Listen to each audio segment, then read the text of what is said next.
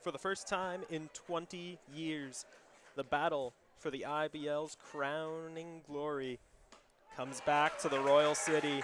Fans, welcome to David E. Hastings Stadium. I'm Joshua Alderman, joined by the one and only Neil Sriwaswa. It is Game 2 of the Domenico Cup Championship Series between your Guelph Royals and the visiting Barrie Baycats. The Baycats up 1-0 in the series, but Jacob Cush, he is putting any worries to rest here in the first inning. As Williams hits this one into center field to his counterpart, J.D. Williams. It's a 3-up, 3-down inning for the Royals to start the contest, as we'll quickly take you through the visiting Barrie Baycats lineup. Kenice Ejo is led off in center field. He flew out at F8 if you're scoring at home. Brandon Hernandez, the shortstop, is batting second. He struck out on 3 pitches, and then Malik Williams just flew out on 3 pitches as well to center field. Ryan Rijo is batting fourth. Nolan Macri-Broda is batting fifth. Adam Odd, the hottest hitter in the game today.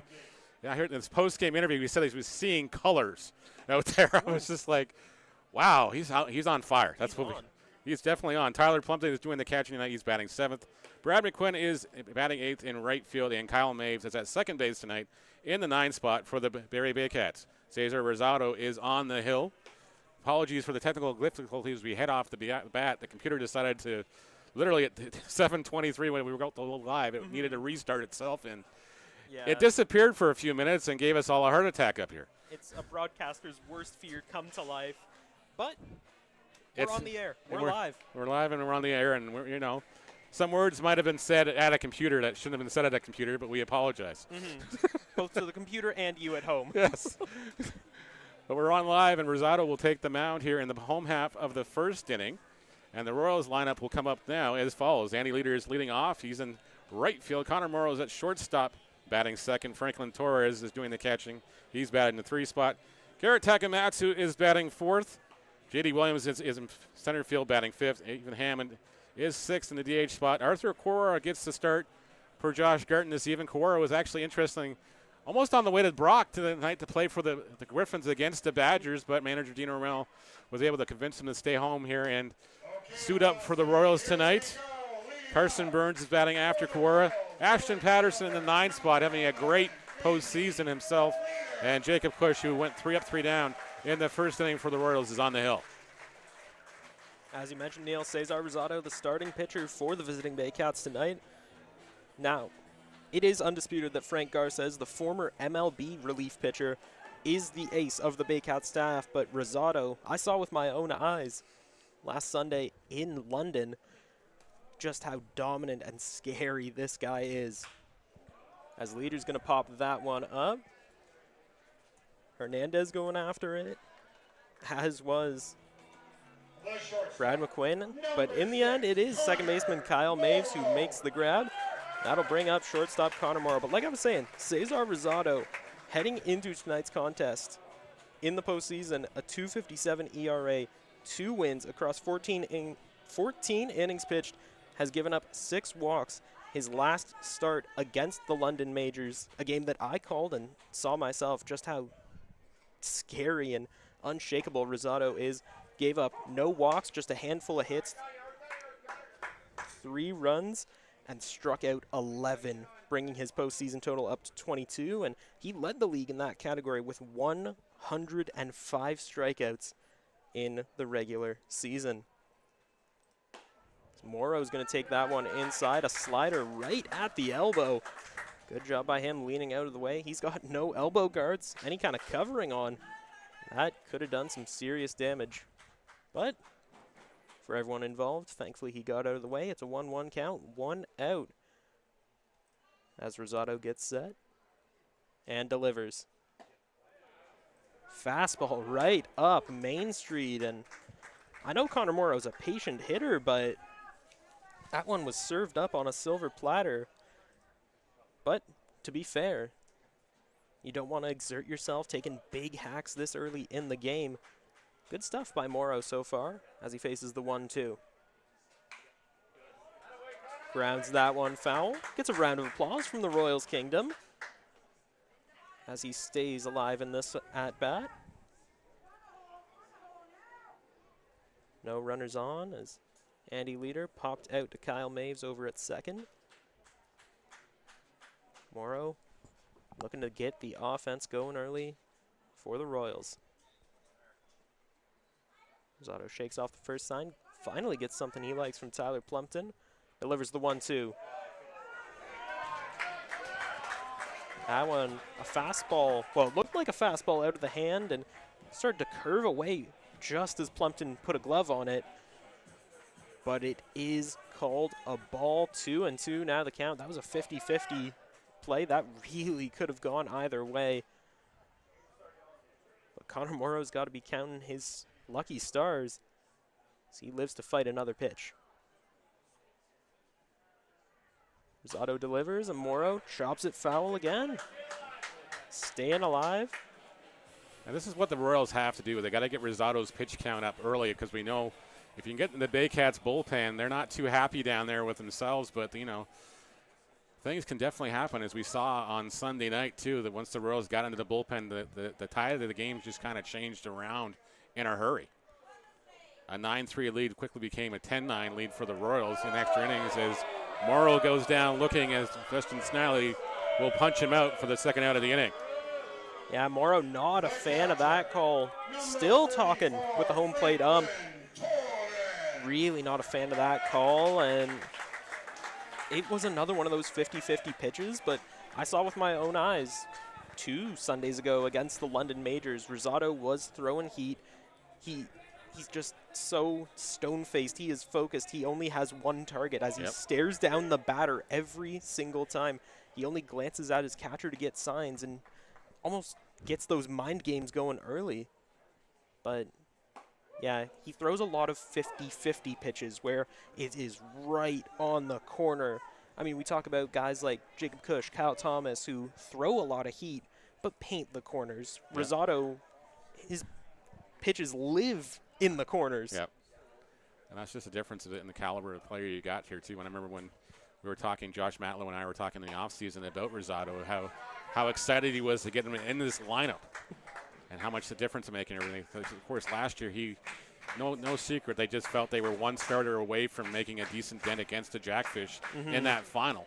So that was his first thing on his wish list, and his first thing on his shopping list was to sign a guy like Rosado pretty early. It's a 1-1 count against Franklin Torres, the catcher for your Royals tonight. As Rosado delivers another fastball and down and away, says the umpire. 2-1 now the count. Torres, the longtime LA Angels farmhand, Venezuelan, very impressive in the postseason. .341 batting average, has come around to score 10 times, has 14 hits and 6 RBIs, and would welcome any of those right now against Rosado. He's going to send that one bouncing right past Rosado, splitting Hernandez and Maves right up the middle, and he'll be on board with a 2-out single. Going to bring up Garrett Takamatsu. Takamatsu with the big home run in Game 1, batting .272 on the season. Or on the postseason, sorry. Takamatsu also has 12 RBIs, 12 hits, 6 runs scored, and 2 home runs to his name. And as you mentioned, had that big blast last time out against the Baycats in Game 1. Now with a runner aboard, it's time for him to shine under the bright lights of Hastings.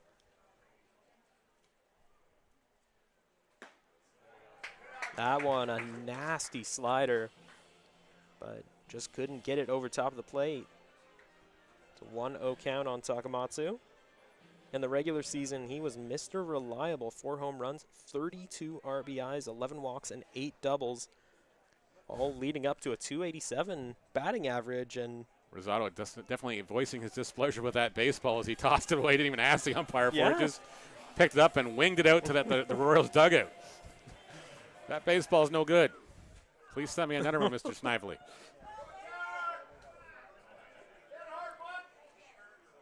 Rosado gets set and delivers. Takamatsu chops that one up. Hernandez, he's going to take it himself to the bag.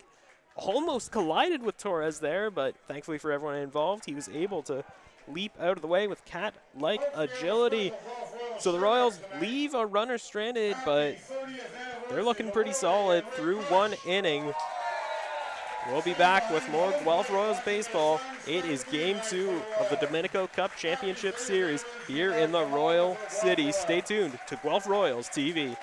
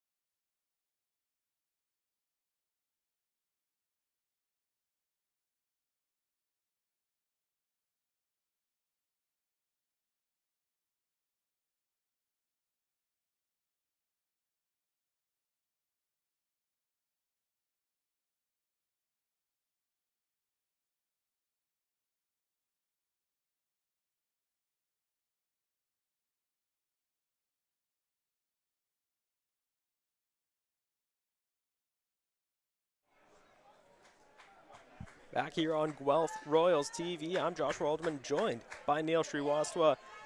Thank you for joining us here in the second inning of Game 2 of the IBL Championship Series. As Ryan Riho, the DH for the Baycats tonight, is going to pop that one foul.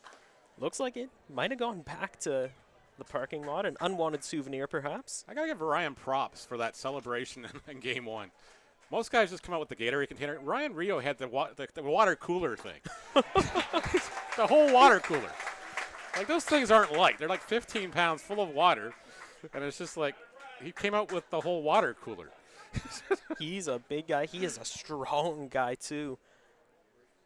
As Kush gets set, delivers the next pitch, a fastball high, in on the hands. 1-2 now the count. And I saw firsthand just 2 weeks back as I was calling a game for the London Majors against these very same Barrie Baycats. And yeah, Ryan Riho just had an absolute monster blast, easily 400 feet out of the yard, and he's not going to repeat that same feat here tonight as he grounds out. Carson Burns flipping it on to Arthur Kawara out at first base, and Kawara, a last-minute inclusion in this lineup as Josh Garton is healthy. Well, I wouldn't say 100% healthy, but he is on the bench tonight. He is in the dugout. Yep. But from what I've heard, sources are saying that Garton is taking a bit of time off, at least for most of tonight's game, to help heal up on injuries that he's been pushing through the last few games. They have caught up to the mountain of muscle, and Garton is going to, for a few innings, stick around in the dugout. In case you missed the umpires off the top, our apologies when we had some technical difficulties for the top of the first inning. Justin Snively is the plate umpire. Steve Cochran is at first base. Scott Costello is the crew chief. He's at second base. And Preston Hughes is at third. As Macabrodia is going to wear that one and take his way down to first here. Yeah, you can say that again. Macabrodia, I don't know if there's a baseball term further than drilled, but whatever it is, that's what just happened to Macabrodia.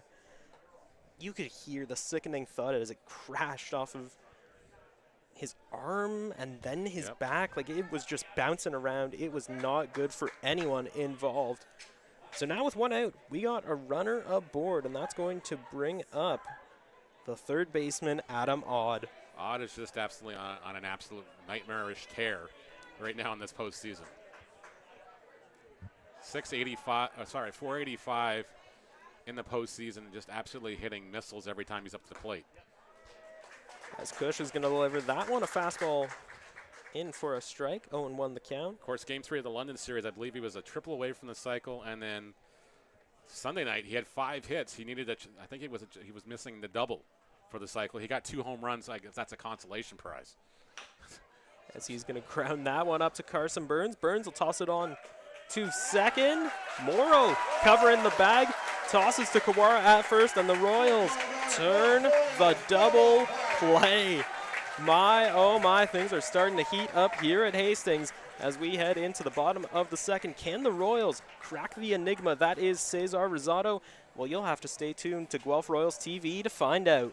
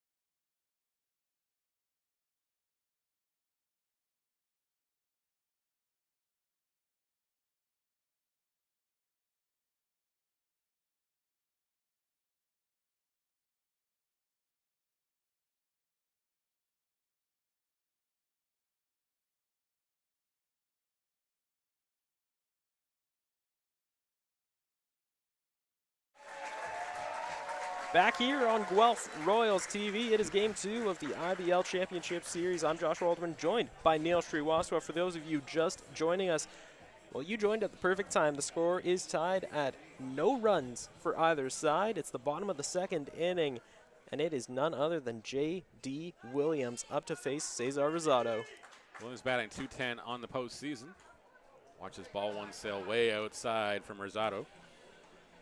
Williams will be followed by Hammond and Arthur Kawara due up in the inning. J.D. played in the Cincinnati Reds system for close to 4 years. Took his talents back home to Canada and has become a fan favorite here in Guelph ever since. As he's going to look at that one. Called a strike, 1-1 the count. Williams this postseason, aside from that .210 batting average, has drawn 6 walks, has 8 hits, has come around to score 9 times, has 3 RBIs, and he's called Mr. Left Turns only for a reason. Regular and postseason combined, he has 19 stolen bases. Working now with a 1-2 count from Rosado. Rosado, so mechanical, so methodical in his approach to the game. As he gets set to deliver the 1-2.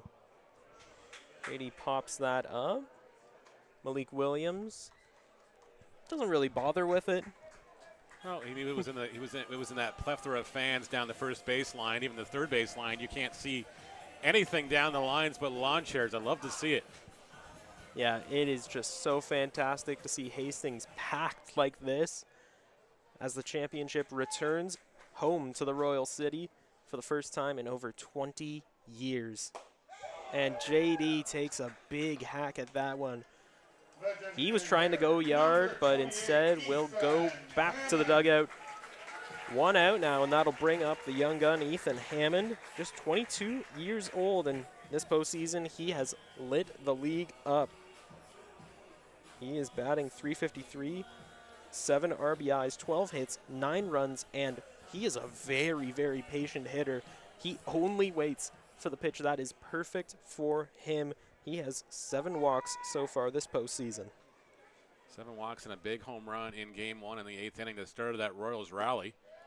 I saw him come back from down 9-3 in the 8th inning to tie it up in the 9th at 9 apiece. Felt bad for a lot of the Baycat fans that went home in the 8th inning thinking the game was out of hand. Joke's on them. Yeah, that's when the real game started.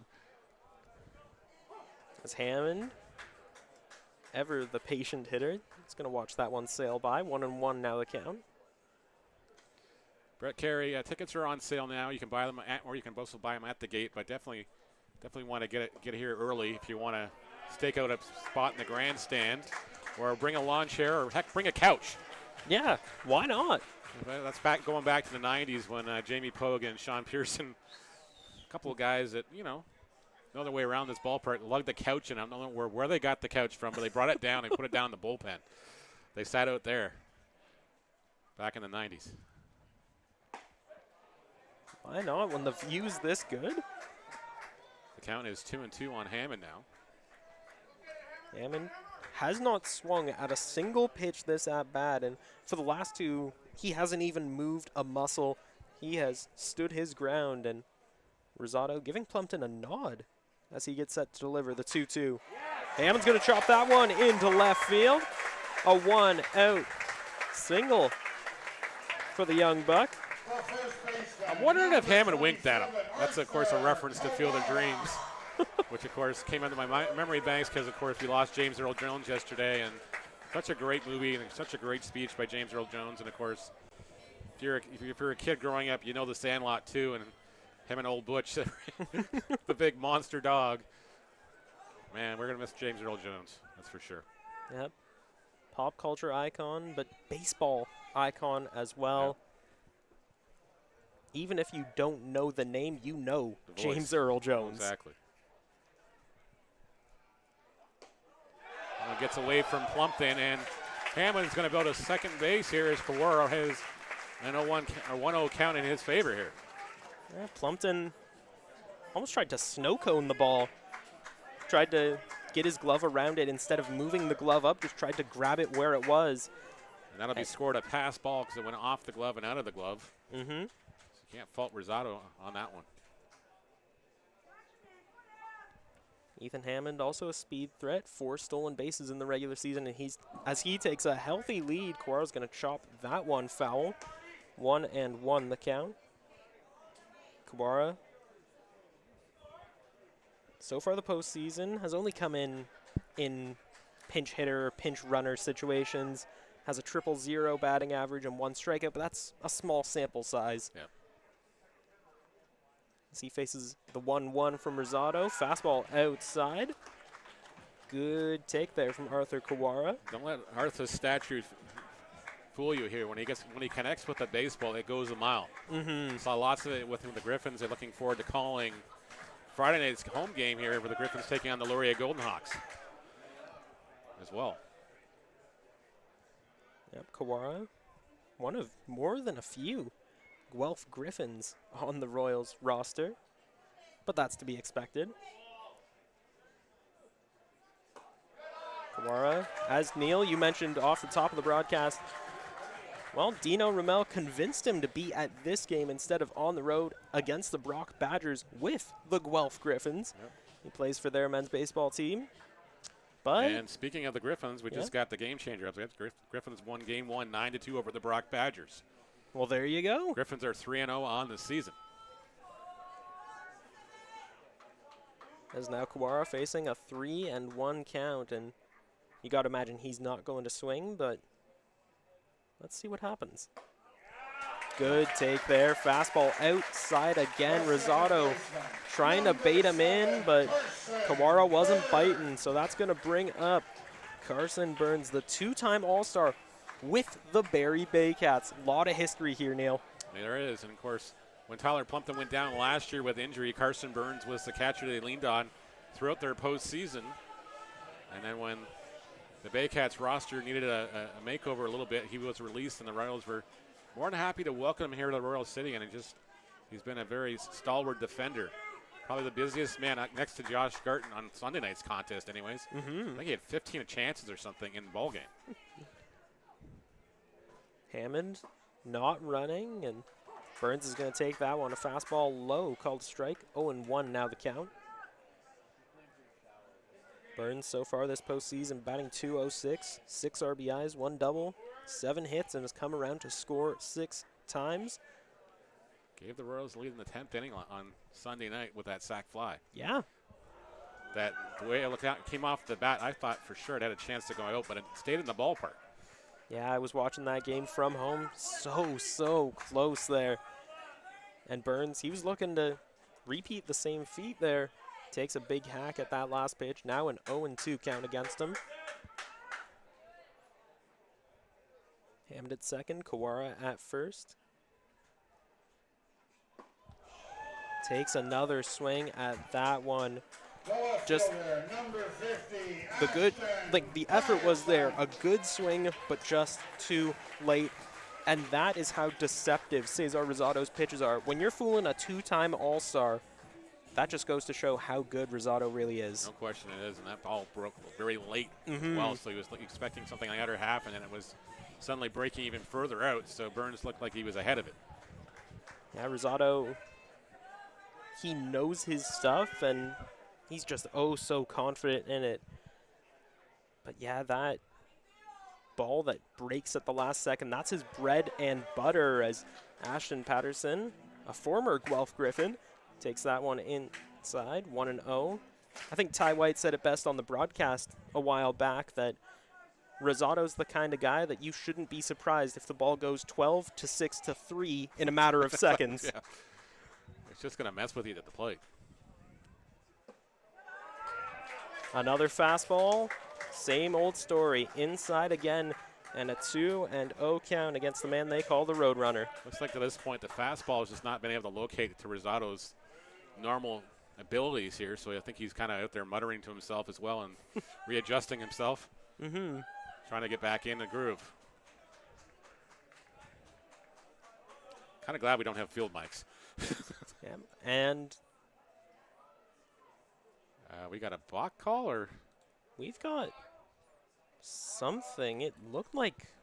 Because did he go to? Did he motion Patterson to first, or was he just talking I think about the ball? I think Rosado went to his mouth on the mound, and that's why he asked him to throw the baseball out.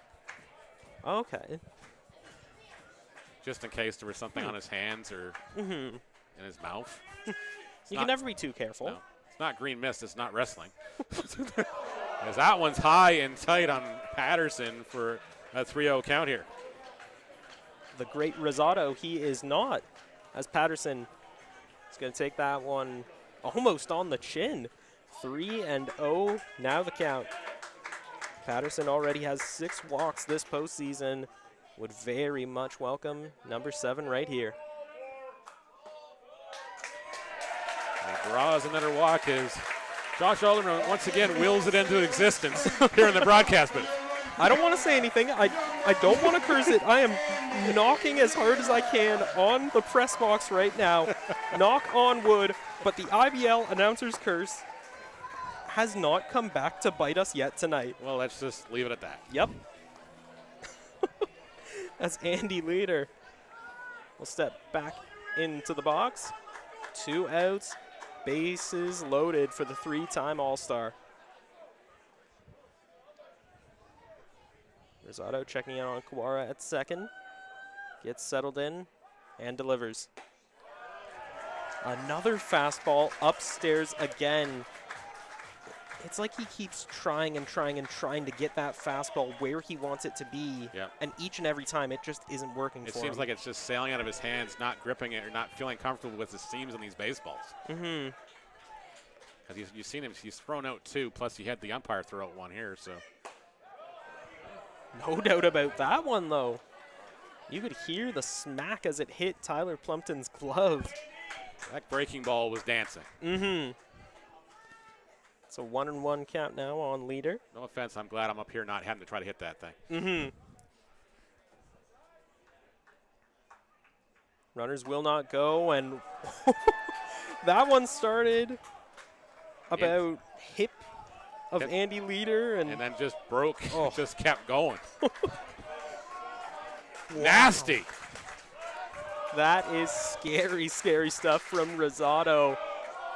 But the fans, they don't seem too bothered by it. A chant of "Let's Go Royals" gets started as they try and will their side to swing and connect. But Connect Leader does not big swing and a miss, and another strikeout for Cesar Rosado. We're going to head to the third inning. Score still bagels across the board. 0-0 for the Baycats and the Royals. We're heading into the third inning, but who knows? The real game may just be getting started. Stay tuned to Guelph Royals TV.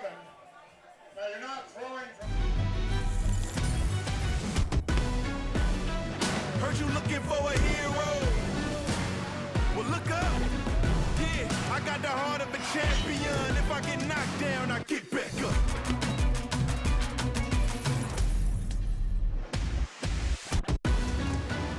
I got the heart of a champion. If I get knocked down, I get back up.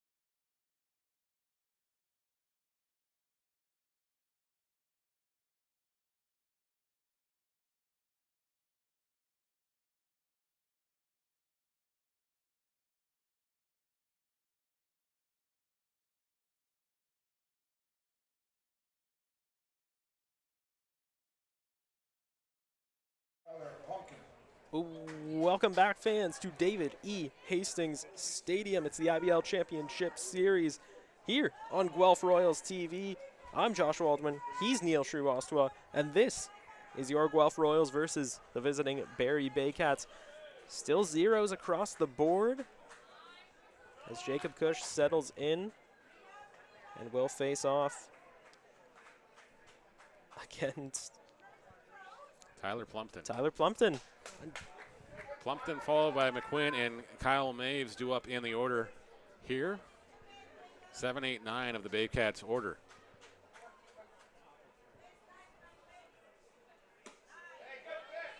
Next pitch goes back to the fastball once more, but misses outside once more. 2-0 now the count. Seems like both starters having trouble with their fastballs right now, just not able to locate it as well as they want to. No doubt about that one. Right up Main Street, and Plumpton can only just watch in awe as that one sails by. Plumpton in his 6th year with the Baycats, having a very impressive postseason so far as he takes that one outside for ball 3. 308 batting average, 1 double, 3 runs, 3 RBIs, 4 walks, and 4 hits for the 38-year-old. Who is showing no signs of aging, no signs of slowing down. Seems to get better with each and every game, and that's just a testament to his longevity, and that at-bat was a testament to his patience. He didn't take the bait at all and will draw a walk, heads down to first base, still no outs. And that's going to bring up right fielder Brad McQuinn. Brad McQuinn making his first start of the final series. He got to sit the game 1 out in Barrie, as Royce Ando was at second base, so Maves was in the outfield. Royce Ando had a great game 1. Came up clutch in that 10th inning. Shows signs of bunt. With a 2 out, there was even 2 strikes in the at bat actually, when he got the bloop single to center field that J.D. Williams almost tracked down. That would have ended the ball game.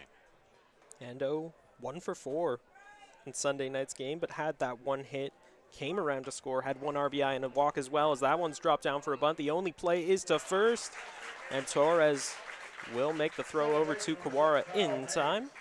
Runner will advance to second, though, so it's 1 out and 1 on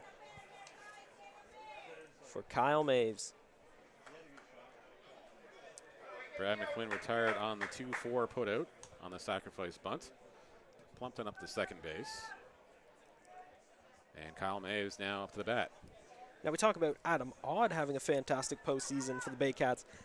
I don't think we talk enough about Kyle Maves, a .462 batting average, 6 hits in 6 games, has drawn 3 walks, and has come around to score 3 times. He is just impressive, and I'll take that one high, 1-0 the count. Maves, in his second year with the Baycats, batted .295 with 14 RBIs and 7 stolen bases last season. In the regular season, had 11 hits in 13 games, 1 RBI, 5 stolen bases as he's going to pop that one up. Connor Morrow's got it tracked down. No trouble at all. See Rangers back and to his left. Makes the grab, and that'll flip things over to the top of the order. Center fielder Kenise Ijo now up to the dish. Ijo 0 for 1 in the contest. Did fly out to center field to start the ball game. Been struggling a little bit at the plate, batting .193 coming into action tonight, but don't discount this guy. He finds a way to hurt you, even on the defense, too. He's just such a great fielder out there. Great speed. Always a threat when anything on the infield here. Has come around to score 7 times, has 4 stolen bases in the postseason so far. He's got speed, he's got defensive ability, and he tries to go yard there, but only gets a little bit of that fastball. And to the fans watching at home, if you haven't been on the Barrie Baycats Facebook page, I definitely recommend you guys go look at the Bob Hurley photo album from Game 1. Like, there is 2 great shots that I want to get blown up. I'm going to have to talk to Bob, actually. He's got one up the plate at first where Kyle Thomas just beats the runner. Like, you can see it's a game of inches. And he's got the play at the plate with between Kenise Ijo and Ashton Patterson, and with Franklin Torres at the plate. You can just see the ball coming into Torres' glove as Ijo's about to slide home. Amazing, amazing shots by Bob Hurley. Yeah, I got a chance to check out some of those, again, on the Baycats Facebook page. That's where you can find just these brilliant, brilliant snapshots of how baseball is such a beautiful game. It is poetry in motion. And Jacob Cush is wheeling and dealing tonight. He is feeling it. Usually it takes him a couple innings to warm up, but tonight is not a regular night. He has turned up the heat as he punches out Kenise Ijo as we head in to the bottom of the 3rd inning. Still 0-0 the score, and the game is heating up. And there's the aforementioned Bob Hurley walking across the screen right in front of you, too. So if I had a hat on, I'd tip it to you, Bob, but I don't. So I'm just going to tip my imaginary hat to you for a job well done. Job well done indeed. Stay with this one on Guelph Royals TV. Things are starting to get exciting.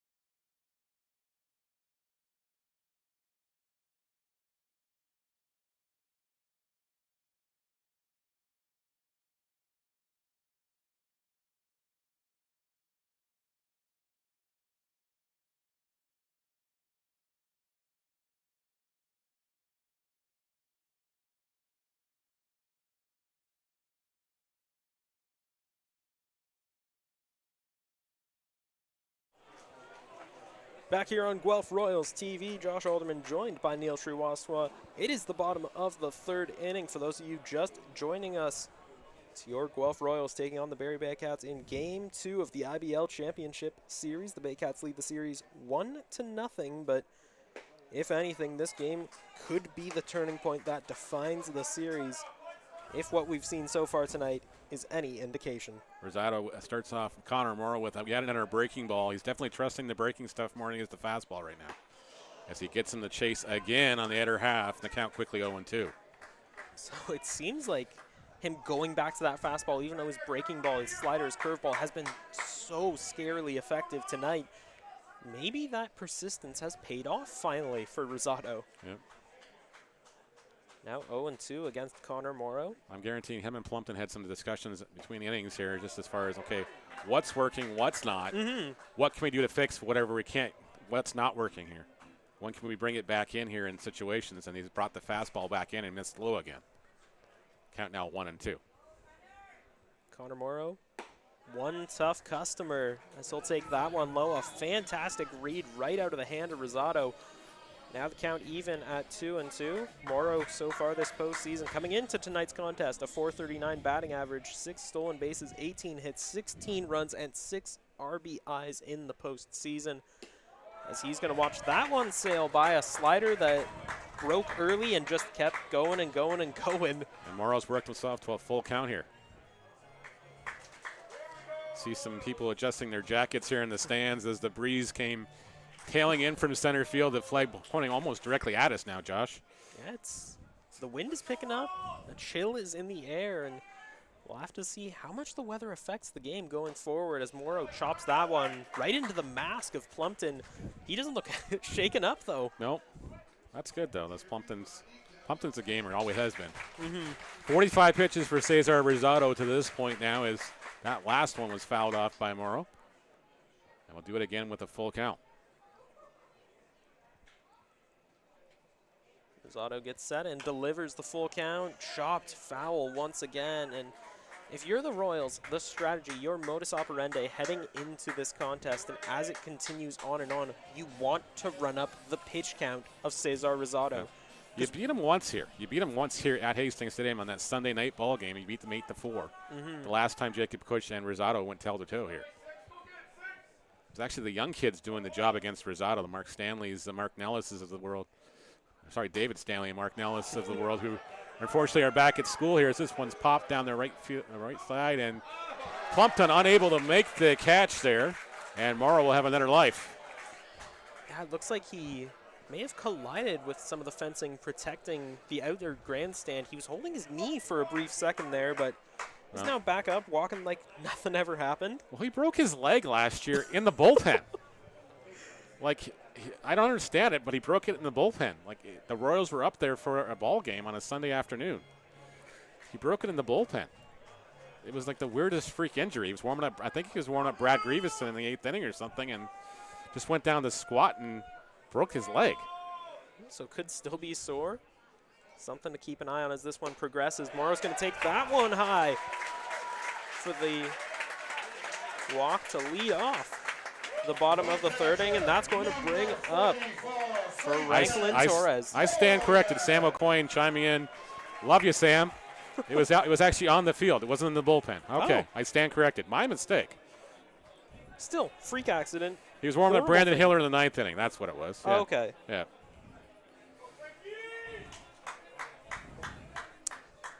Connor Morrow draws the leadoff walk. Franklin Torres now will bat with a runner on at first base. Nobody away here in the home half of the 3rd inning. They're going to try the pickoff attempt. Yeah, well, they just got to keep the Royals honest here. The Royals, I mean, you look at stolen bases, the Royals are simply stunning. That's what I love about Sam. He's never afraid to chime in just when we need him to, or Julius Hearn or Ben Davey will send me a note too, and it's just like a lot of respect for those guys from Barrie. Please correct us. Let us know. Yeah.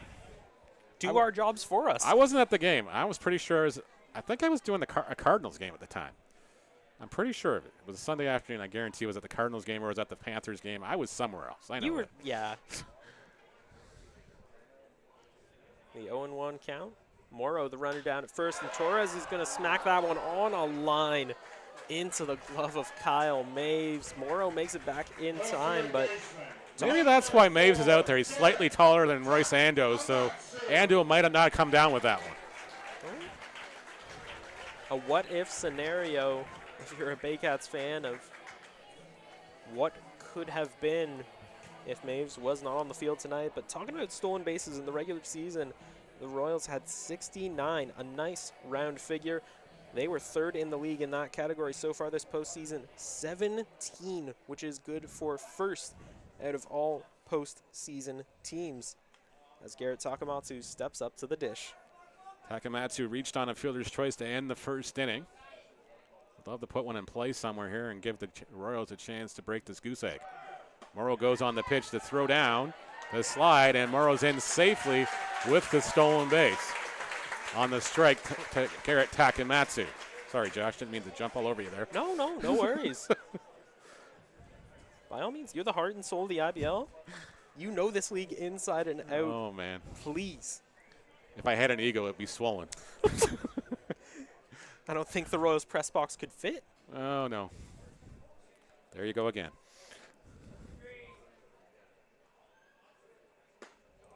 As Rosado delivers another slider, that one breaking again at the last second.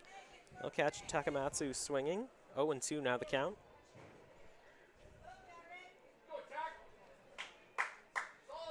Fans starting to rally behind. Scattered cries of support for Tak. I hear Mrs. Leader. Andy's mom's always here. Always vocal. Yep. Love to hear it. Morrow's going to get down. That ball gets away from Adam Odd, but a very good read there. Odd got enough Morrow. of it to knock it down to keep it in the infield here, or Yeah. or Connor Morrow's right round and home here. Odd, great defensive vision on his part. Saw that ball, wasn't able to get the glove on it, but was able to knock it down. You got to give him his due. That was a fantastic play and saved a run for the Baycats. Well, Adam Odd's one of those great stories. Josh Matlow convinced him last year to stick it out because he was thinking about packing it in. But he sold him on being a part of what they're doing here in Barrie. And he had a great season last year. And then a great postseason to this point this year. As the entire infield is now playing practically on top of the infield grass. A 1-2 count now against Takamatsu. They just got to try to knock it down and throw to first, keep the runner at third base here. Because I don't know about you, man, but I'm feeling this one could be a 2-1 ball game. After Sunday night, I'd take a 2-1 ball game.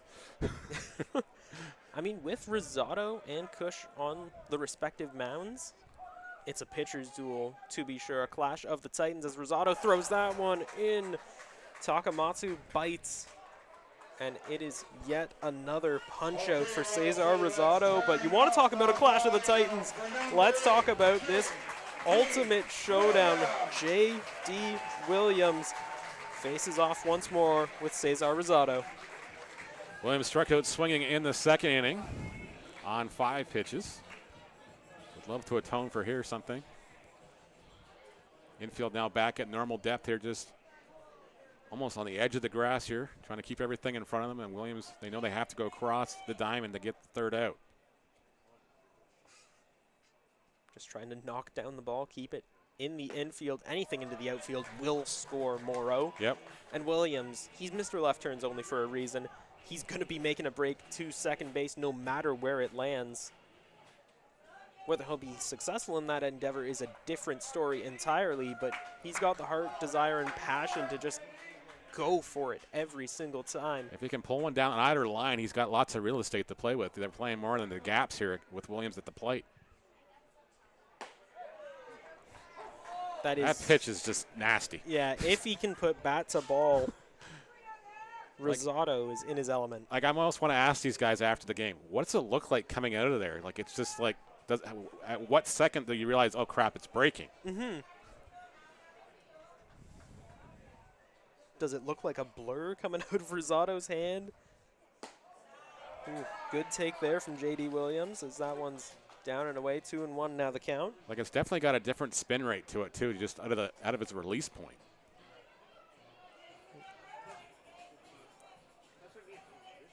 As much as this is Guelph Royals TV, we cannot sing the praises of Rosado enough.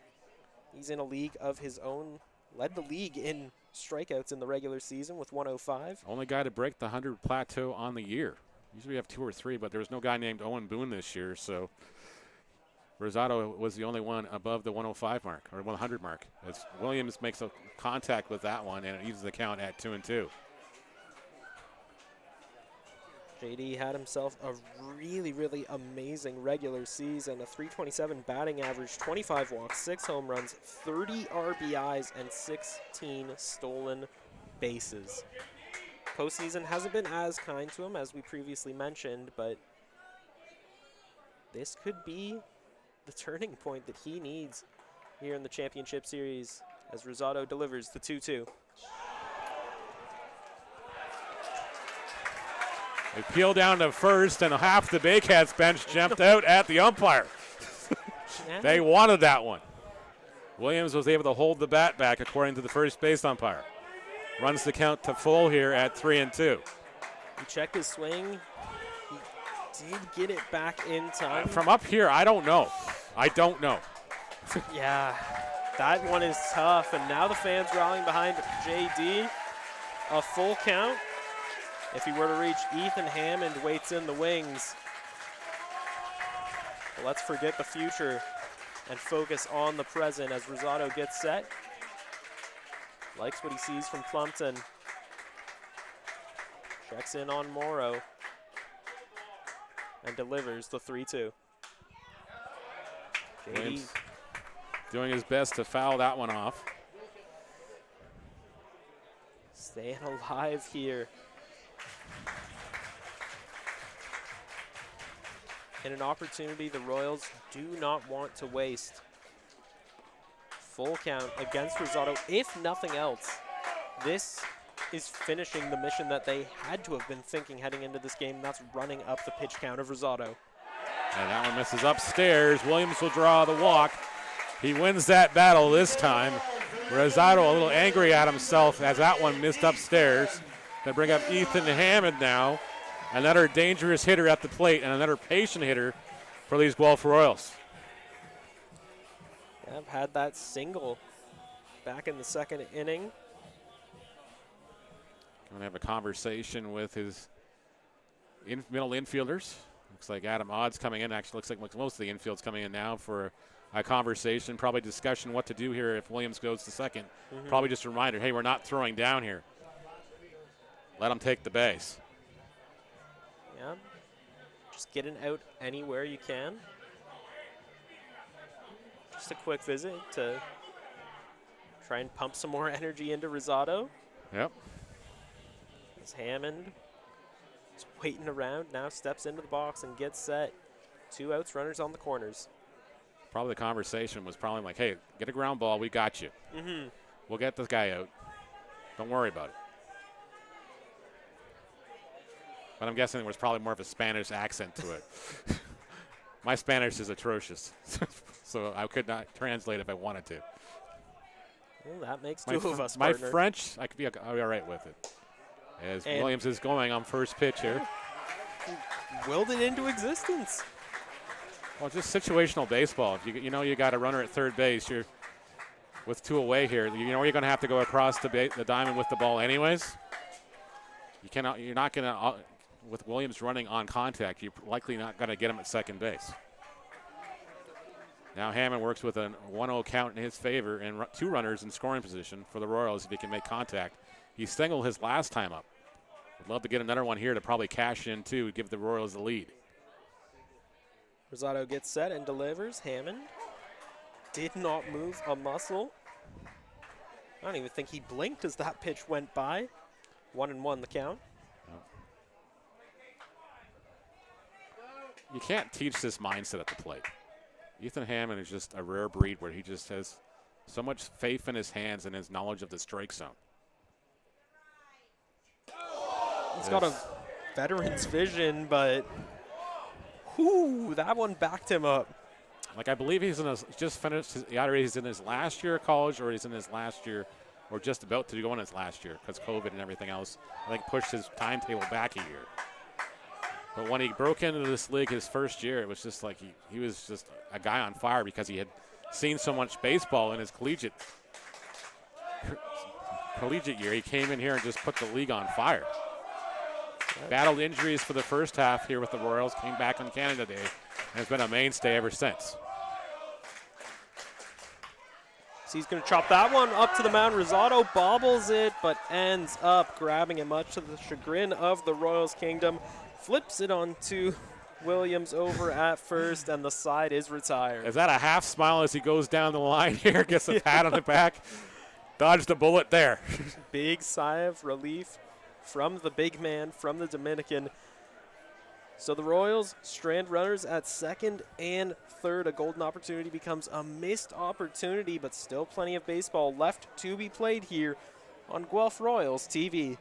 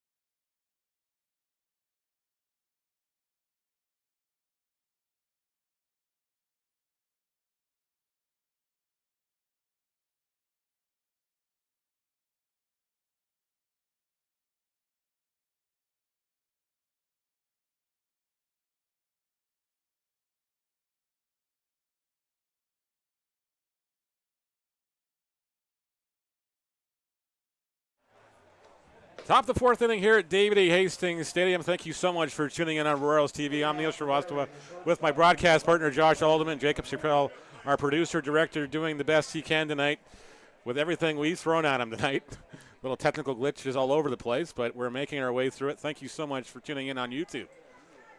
Scoreless as we head to the top of the fourth inning. Brandon Hernandez will face Jacob Cush to lead things off, followed by Malik Williams and Ryan Rijo. Brandon Hernandez has had a fantastic postseason, fantastic regular season as well. But in the postseason, .531 batting average, 17 hits in 7 games, has scored 7 runs, has 16 RBIs. The Montreal native is, simply put, dominant. I thought last series Jake Sanford was going to do us in. Now this series, Brandon Hernandez might be off to a slow start here, but I don't count him out as he hits this one foul and runs the count to 0-2 here quickly from Jacob Cush. Hernandez struck out his first time up. Struck out swinging, I should say. He was really trying to go yard, but was simply unsuccessful. Cush throwing a lot of fastballs tonight. It's finally starting to work for him, Neil. It is. Time called by Hernandez. Didn't like that Cush was taking a little longer to go through the signs with Franklin Torres. He sets back into the box. 0-2 is the count on Hernandez as Cush looks in for the sign from Torres. The 0-2 offering. Misses low for a ball. 1-2 now the count. The aforementioned Malik Williams, who had some great defensive play and hustle in the late innings in game 1, on deck. Williams batting .367 this postseason. Hernandez gets this one off the end of the bat. Connor Morrow is going to call for it. He'll make the catch. F6 goes the putout, and there's one away here in the fourth inning. And it will be Williams who steps up to the plate in his second year with the Baycats. As I mentioned, batting .367 so far this postseason. His stat line looks like this: 1 home run, 7 RBIs, 3 walks, 11 hits, and 2 stolen bases. Always a dangerous man with the plate, with a potential to put one in a long way, that's for sure. Of course, he yo-yoed back and forth between the Frontier League and the Baycats last year. It's a big part of their postseason last year. He takes strike one from Cush on the other half.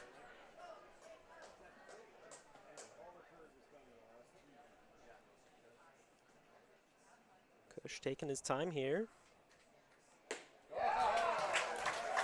Gets Williams to chase the fastball high in the zone for strike 2. Yeah, from what I've been seeing so far this game, Jacob Cush has been very deliberate in his pitch placing. He's either trying to bait hitters into swinging, or he is trying to catch them standing deer in headlights style. He almost got that one there. He wanted it, but Justin Snively says no, it was too far outside. Count now 1-2 on Williams. And Jacob Cush, as we've seen so far throughout the season, he throws a lot of heat, but he's also technical. He's precise, and looking to do more of that here in this inning. Whereas Rosado's relying on that breaking pitch to go outside here.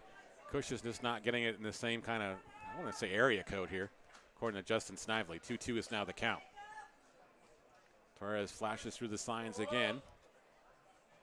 The 2-2 offering on its way. Williams hits the grounder. Great stop by Carson Burns from his knees. Scooped by Kawara. 4-3 goes your putout. Malik Williams is out number 2 here in the 4th inning. Well, that was simply stunning stuff from Carson Burns, and when the Royals picked him up, that is the defensive prowess that they expected. He delivers big, and now it's 2 outs for the big man, Ryan Rijo. Rijo, another dangerous batter in this Baycats order. The designated hitter 0 for 1. He went out, grounded out 4-3 in the 2nd inning. Seen this guy hit some monster home runs in various ballparks over the years. Yeah, I got to witness his power myself a couple weeks back at Labatt Park. Easily 400-plus yards out of the stadium itself. Oh. The one he hit last year in Hamilton against Stefan Strecker, it was like late in the ball game. The Cardinals were up by a lot, but it was just an absolute moonshot. It hit the trees, I swear, in right field, which is like gotta be 500 feet away. A good take there for as much power as he brings to the table. We've seen Ryan Rijo. He's a very patient hitter, too. He likes to pick the pitches that he swings at as he faces a 2-1. He swings and misses an off-speed pitch on the other half. Count now 2-2. And he's not afraid to go the other way with the baseball. If you're not going to throw it anywhere else there, he'll just stick the bat out, put it somewhere you weren't expecting it to go.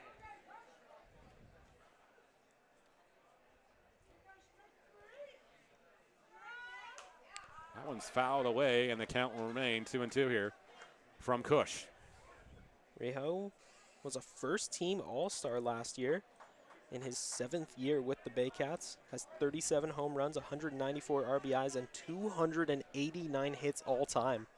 41st pitch from Cush on its way. Misses upstairs for a ball that'll run the count to full at 3-2.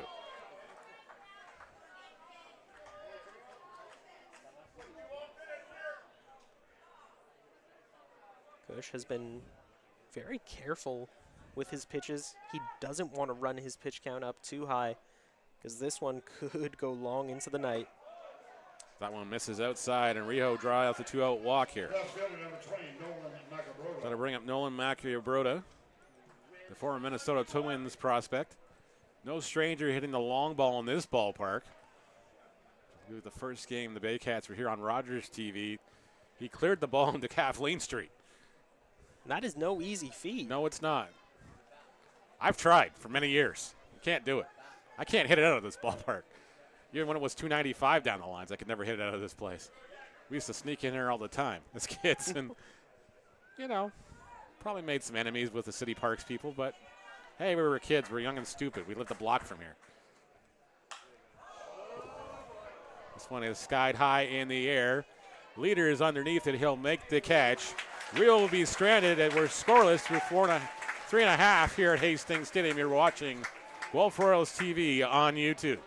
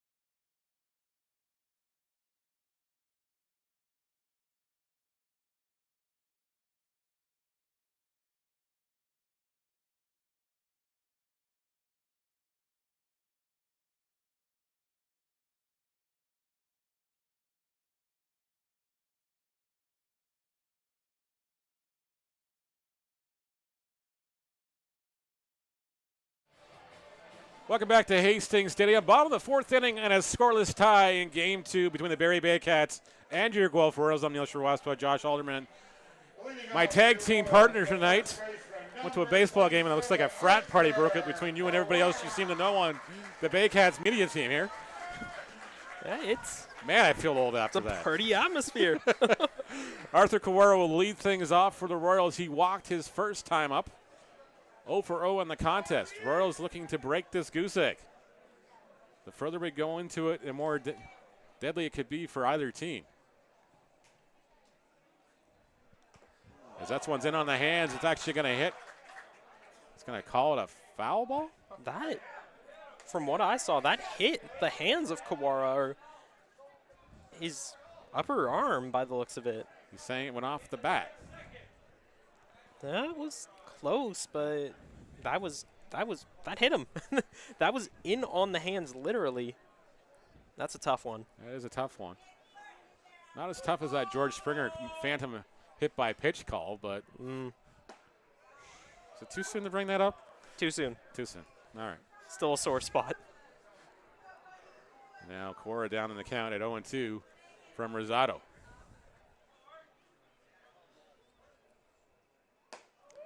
That pitch just sails. That thing is just nasty. Because I'm guaranteeing from the hitter's perspective, you're committing to swing on it because you think it's going to be on the inner half, and it just totally takes off like a jet to the inner half.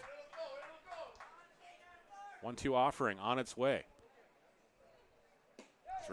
Kawara gets that nasty one down low and strikes out here. Another punch out for Cesar Rosado.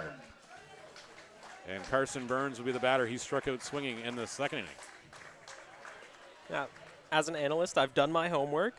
Rosado, former Houston Astros prospect for 6 years. The highest he ever got was AA Corpus Christi. Was not the most impressive there. 7.04 ERA, 1 win, 6 losses across 53 innings pitched. Hit 10 batters, gave up 53 runs. 52 of them earned. But in typical Rosado fashion, struck out 67. So it's really good to see he's turned his career around and has found a home here with the Baycats. The Royals faithful all over the plate umpire, Justin Snively.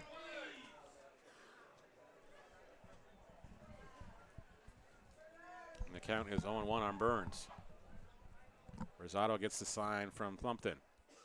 This one's lined up the middle by Burns. It's going to be over the head of the leaping Brandon Hernandez in their center field for a 1-out base hit. The left fielder, number 50, Ashton Patterson. And that's the other part of Brandon Hernandez's game. He's such a great defender at shortstop. You saw it in the London series. You saw it in the Toronto series. I'm sure we're going to see it tonight or at some point in this series against the Royals as well. Yeah, he is no slouch in any aspect of the game. Just so well-rounded. Every area of his game is simply on another level. It is. Patterson, who walked his last time up, will be the batter now. 1 away here in the Royals' fourth inning and a scoreless tie if you're just tuning in. Patterson shows bunt but pulls it back, takes ball 1 on the under half. Count now 1 ball, no strikes on the 9-hitter. Burns over at first has 2 stolen bases this season, regular and postseason combined. But don't let that number fool you. He's got elusive speed for days, and they're going to try and pick him off. Steve Cochran, the first base umpire, said he was back in safely under the tag. First disengagement charge to Rosado in the at-bat to Patterson.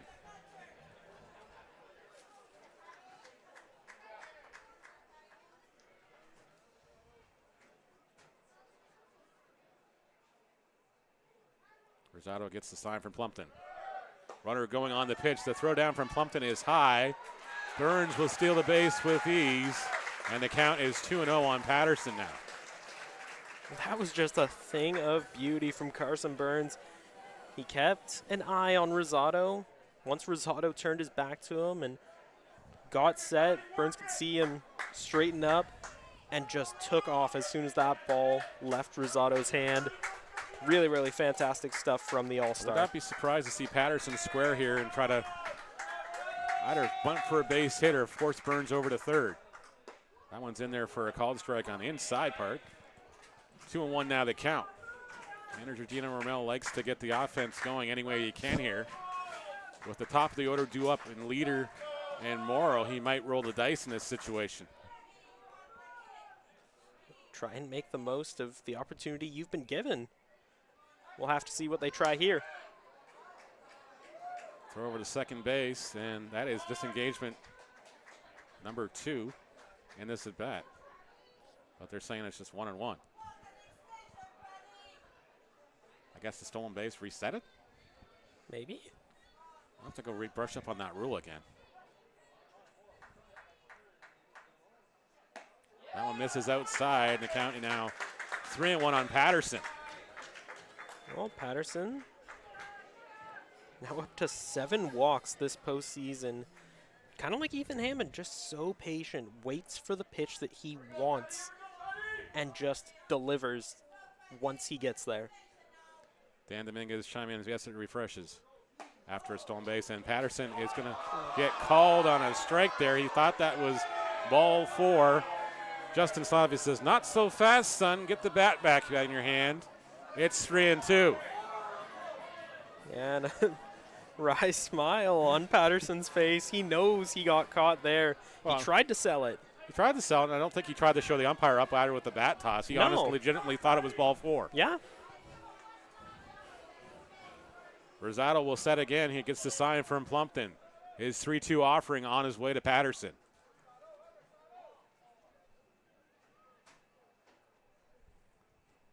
Misses upstairs this time. Patterson draws a walk. Runners at first and second for the Royals for Andy Leader coming up to the plate.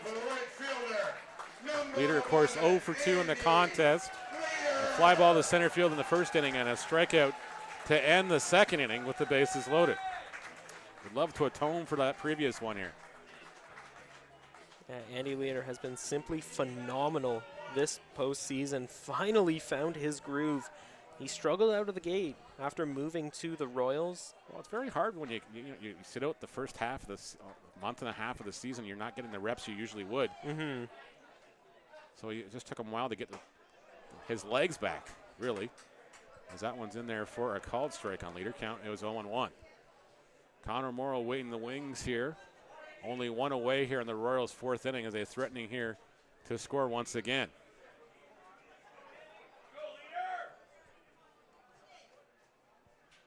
Leader fouls this one off, and Josh is running out of the way here of that baseball. He goes to the Dylan Baker School of Dodgeball, I see. I'm still getting used to it. Yes, there is a protective netting, but yeah, I know. That's not going to stop me. No. We've seen balls come through here, so I don't blame you. Did you really have to say that now? That's on my mind. Folks, it's been a pleasure calling the game. I'm heading home for the night. Josh Alderman has left the building. 0-2 count on Leader. Misses outside for a ball. Leader doesn't chase that one. Count now 1-2. Leader across the regular and postseason has 28 RBIs, 3 triples, 5 doubles. A very, very impressive 41 hits. He can deliver in the biggest of moments, and this has to be one of them. His 1-2 offering from Rosado as he has another look back at the runners at second base. Leader calls time as Rosado taking a coon's age to throw that baseball home. Not exactly sure where that came from, but the first thing that popped in my head. It was a long time. Yeah, Let's why just put not? it that way.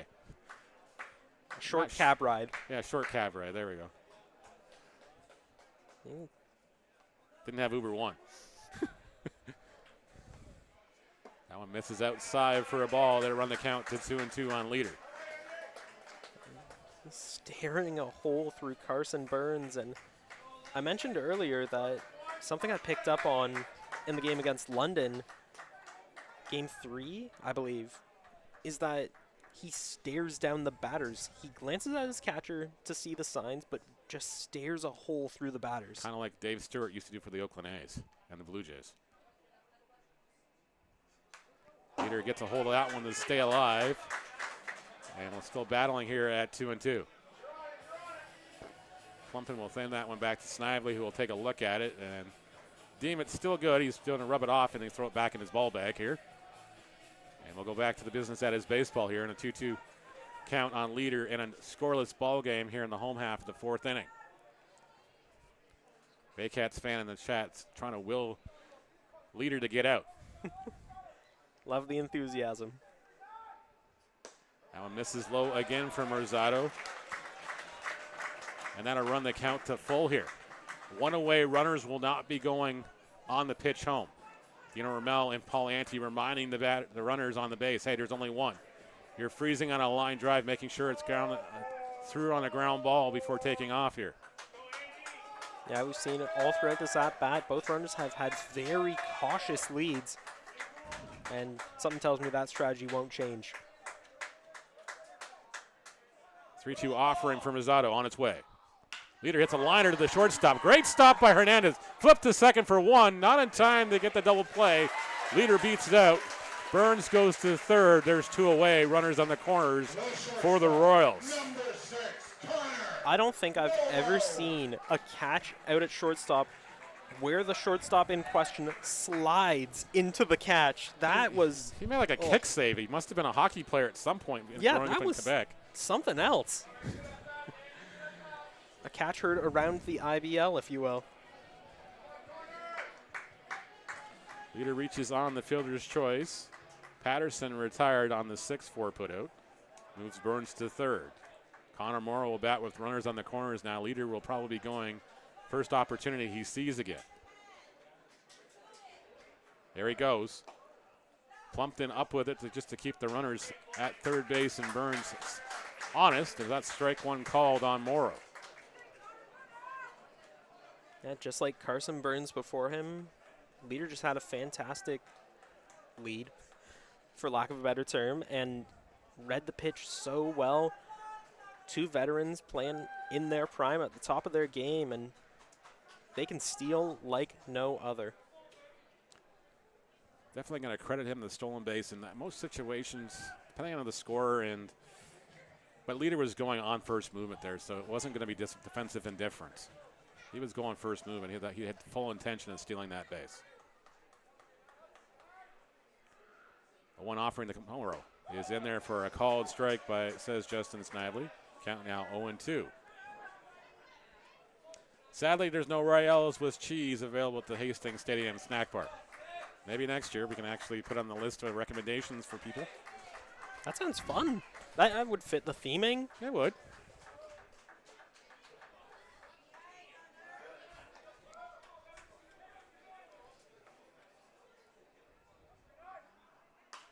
Morrow fouls that one off out in the trees down the right field line, out of play.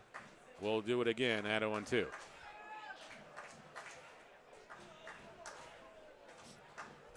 Something I've picked up on watching this at bat is when he's throwing the fastball, Rosado will kind of make a notion to Plumpton. Plumpton will frame up a little, well, from our view, to the right of the home plate, and when it's a breaking ball, he'll usually kind of lean a little bit one way or the other and almost foretell where the pitch is going to go. Or maybe he's calling his own game.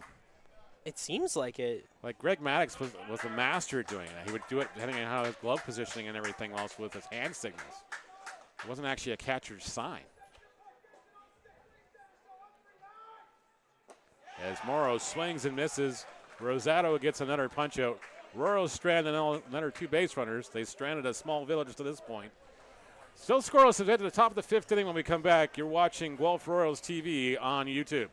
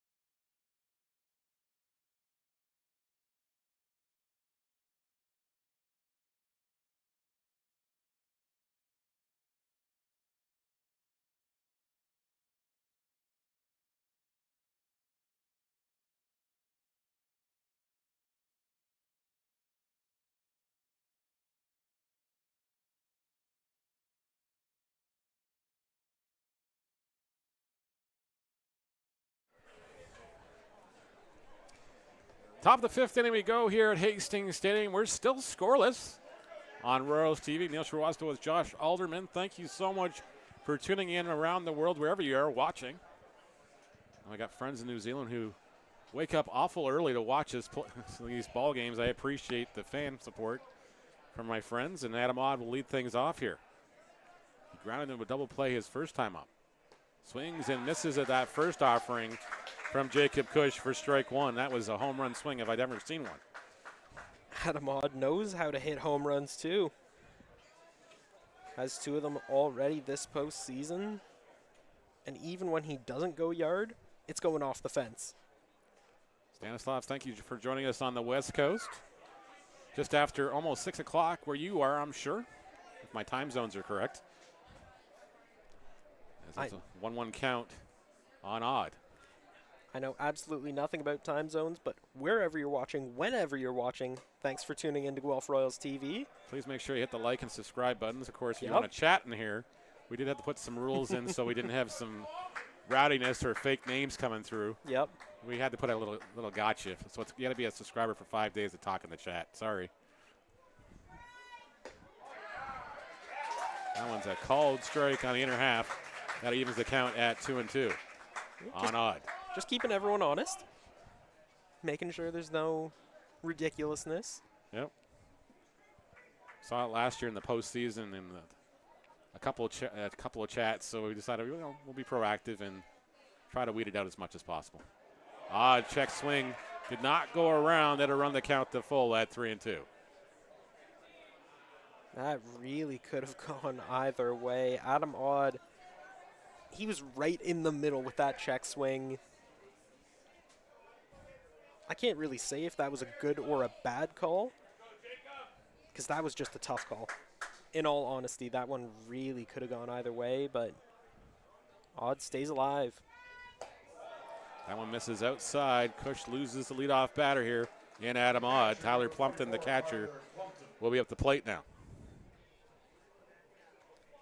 Well, Stanislav, we're glad you followed the YouTube recommendations and started to tune in the IBL. The IBL, of course, now 105 years old as a baseball league. They went back to wood bats in 1997. Yeah, I know that because I was at the meeting when they voted for the wood bats. Yeah, I've been around a while.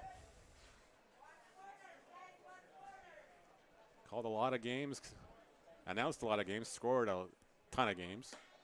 That one misses inside. It's called a strike, my correction on Plumpton. And Jacob Cush ahead in the count at 0-1. Nobody away here in the Baycats, top of the fifth inning, and a scoreless tie, which has been an absolute pitcher's duel to this point. Baycats has stranded just 3 base runners, all reaching via the 2 walks and a hit by pitch so far. The throw over to first. Almost keeping Odd in check. Hey, we're watching you. We're keeping an eye on you.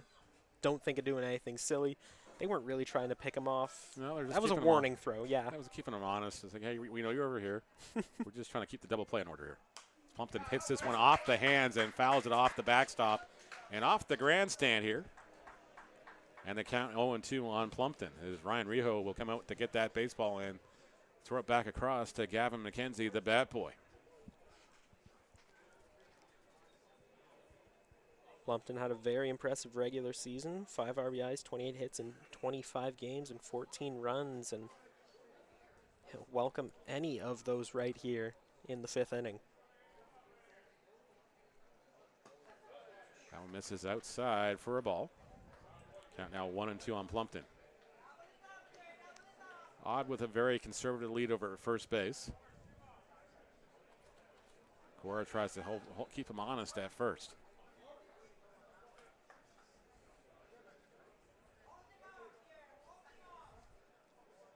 Of course, you have the strikeout king and the ERA king going head-to-head tonight. And Jacob Cush, a 147 ERA in the regular season, 168 here in the postseason. As he goes, adjusts himself with the rosin bag before picking up the baseball off the mound, of course, before re-engaging with the rubber. Looks in for a sign from Torres. His 1-2 offering to Plumpton on its way momentarily here. Plumpton gives out a swing and a miss. He's going to go down on strikes. Odd will go to second on the wild pitch. Plumpton retired for the first out of the 5th inning. Another strikeout for Jacob Cush. Well, credit to Franklin Torres for getting to that one once it got away from him. He recognized the error, kept an eye on Odd the whole time as he was jogging over to grab the ball. Good stuff, good vision from Franklin Torres. There's a reason the Royals brought him in to take over catching duties. He's proved his value night in and night out. And he has, a former Los Angeles Angels prospect. Loves fishing.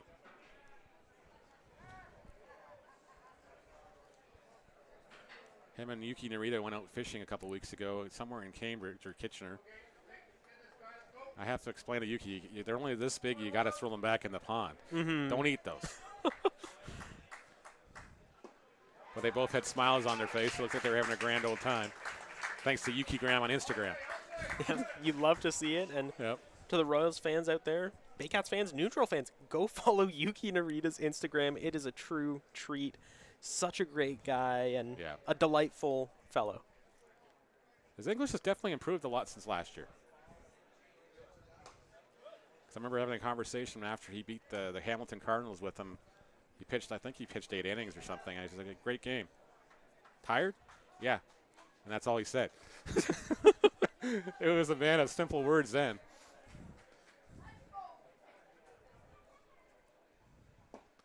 Big swing and a miss by Brad McQueen. The count now 1-2.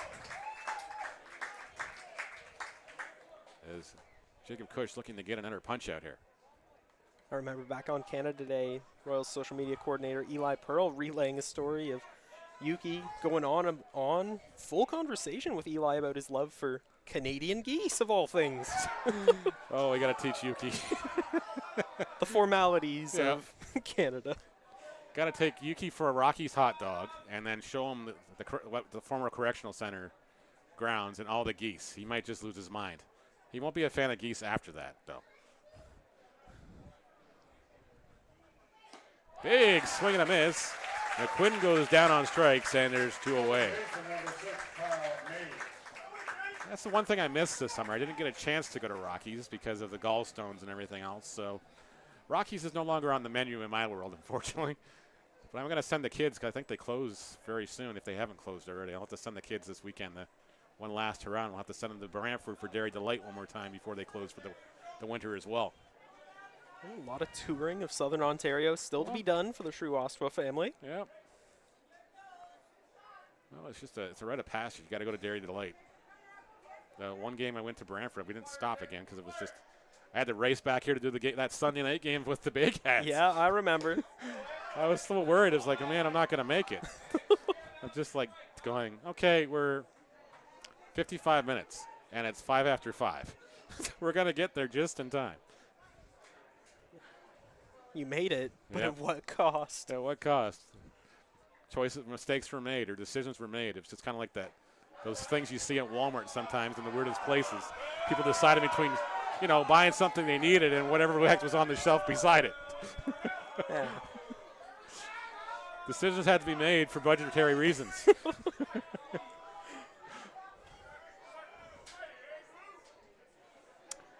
Dean, I hope you enjoyed the Dairy Delight. Have you ever been to Dairy Delight or no? I haven't, but I have heard good things about it. It's a landmark. It's in the middle of Brantford. You just have to go to. It took Paul Ante forever to finally go there himself. I'm just like, of all the years, I've left Brantford Red Sox games in the Rose or wherever else been early just to get a Dairy Delight before they closed. Even the Brantford fans will razz me because they know exactly where I'm going. Mm-hmm.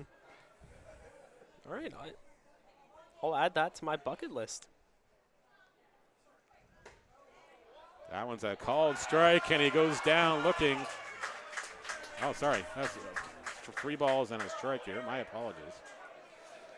He's walking away. I wasn't sure why he was walking away. I looked at the count and went, wait a minute, it's 3-1 here. Maves, you messed me up. All right, let's get reset here. 3-1 count now. Runner at second base, 2 away. Cush is offering. Swung on and missed, and that'll run the count to full at 3-2.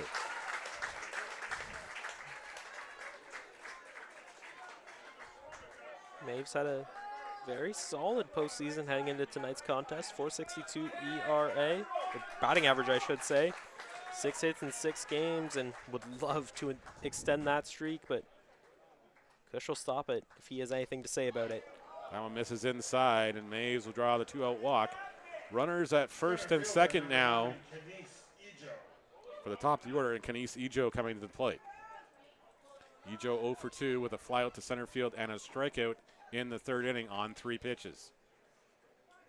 Last year, he was a second-team All-Star. In the regular season, he had the numbers that took him there again. 363 batting average, 28 RBIs, 5 home runs, 3 triples, 17 doubles, 66 hits in 42 games. The postseason hasn't been all that kind to him, but when Ejo gets hot, you best look away. Yep. That ball just missed outside. Torres did his best to try to bring it back in, but Justin Snively not biting on that one. Count 1-0 to Kenise Ejo.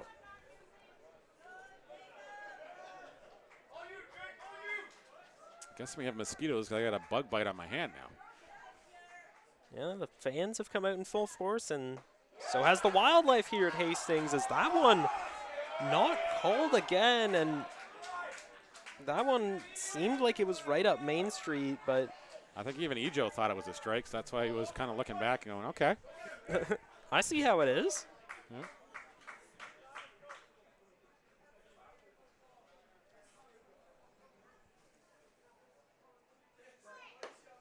Big swing on that one from Ejo. Runs the count to 2 balls and a strike. Yeah, no doubt about that one. And if you look back at the regular season, you could pretty much plan out Jacob Cush starts. He would go 6.5 innings. Yep. It would take him 3.5 to start warming up and finally find his element. But ever since the postseason has hit, he has been all gas, pedal to the metal right from the start, throwing his best stuff right out of the gate, and Ejo does not bite yet again, and neither does Snively. It is a 3-1 count. Now the Baycats fans are chanting for ball 4. Royals fans are trying to look up how they can cause darts on or infliction on Justin Snively here.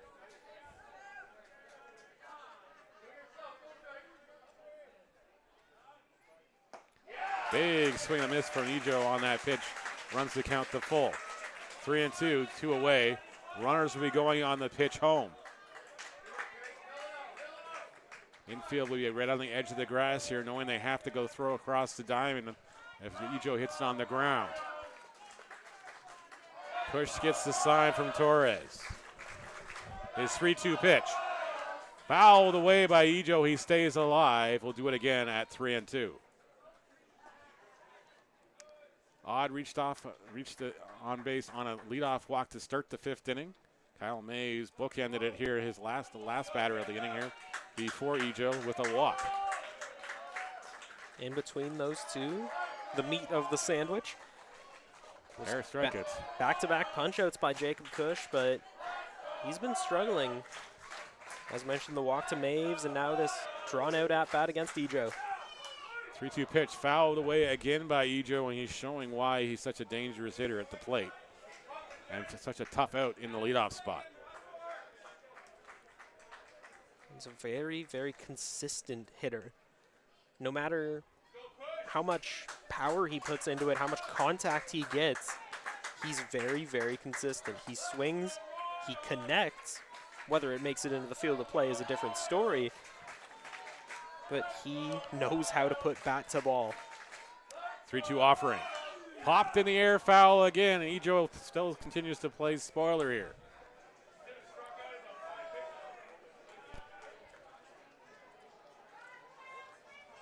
Now it seems that the strategy that the Royals have had against Rosado of running the pitch count up seems to have been reciprocated by the Barrie Baycats. They're trying to get Cush out of the game. Still no activity in the Royals bullpen just yet. We'll Push shakes off a couple of signs from Torres. Find ones he like here. The 3-2 offering. Runners going on the pitch. Ejo fouls it again. Out of play. And some young fan is chasing that one down. I don't think you want to freezy tonight as the temperatures are dropping, but definitely some sort of tasty treat from the snack bar can be exchanged for that baseball. Yeah. The Hastings tradition. Yep. Ejo into now the 10th pitch of the at-bat on this next attempt by Cush.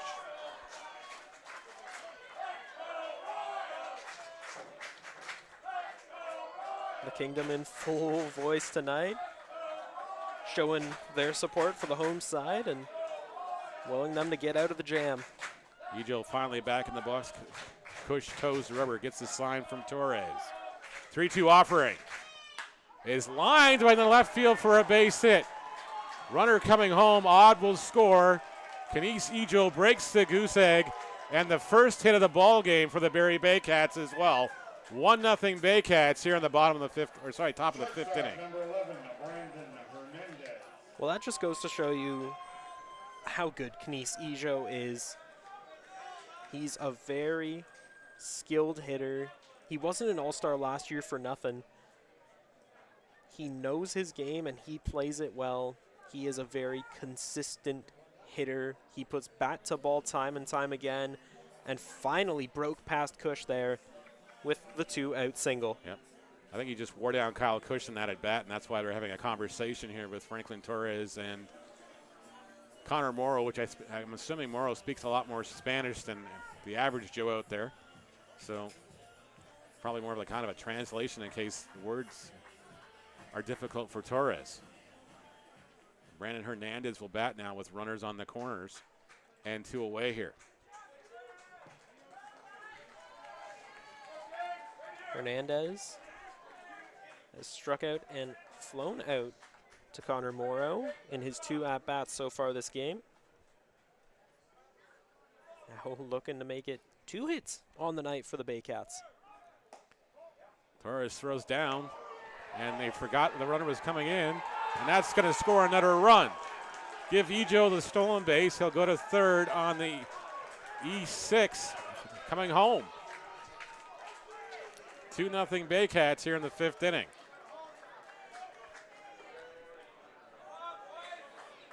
Now, I don't want to be that guy drumming up controversy, but it looked like as Maves was coming around, he kind of kicked at the hands of Torres. Could have been trying to put on the brakes, but bad intentions or accidental. It looks like Torres was a little shaken up. He was shaking his hand as he was heading back, his non-gloved hand, as he was heading back to the plate. Hopefully he's all right. Looks like he's all right to continue as that one's fouled back by Hernandez. It's 1-1 count, 2 outs. Kenise Ejo, oh so speedy, has now found his way over to third base. Cush gets set and delivers. Another fastball outside, 2-1 now the count. Hernandez, a very dangerous hitter at the plate as well, as the Royals kind of keep that mindset here too. Cush has got to try to finish this inning off strong. As he fouls that one away, runs the count to 2-2. Had enough force behind it that it rattled the netting in front of the camera, blocking the view for a few seconds.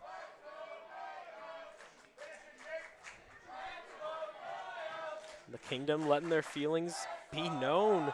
The chant of Let's Go Royals getting started here. 2-2 offering just misses low. Torres does a good job of blocking that one, preventing Ejo from coming home to score from third base. 2-0 Baycats, so they broke the goose egg open here in the top of the 5th inning. On a 2-out single by Kenise Ejo and a defensive miscue on the infield, allowing the second run to come home.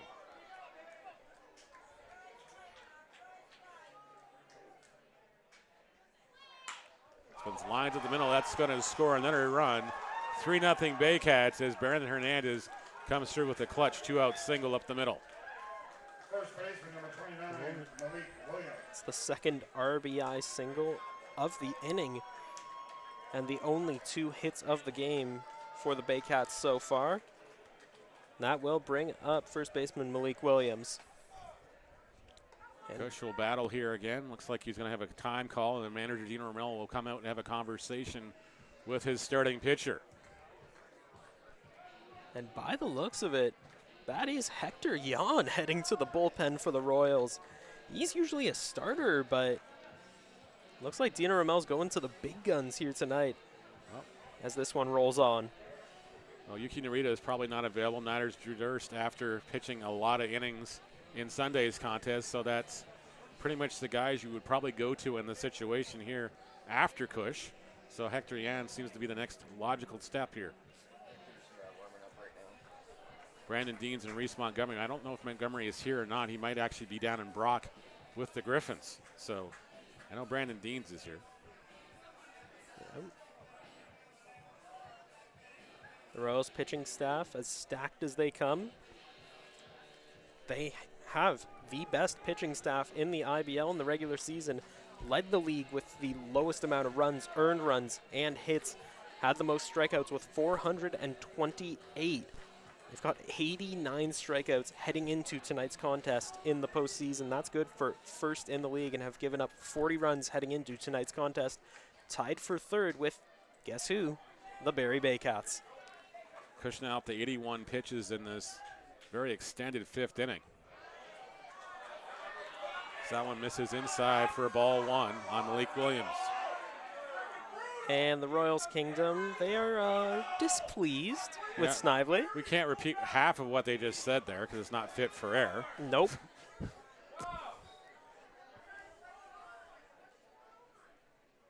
This one's lined past there and another base hit. The hit parade continues here in the 5th inning for the Baycats. They've definitely figured out a beleaguered Jacob Kush here now. Hitter, number 27, Ryan Rio.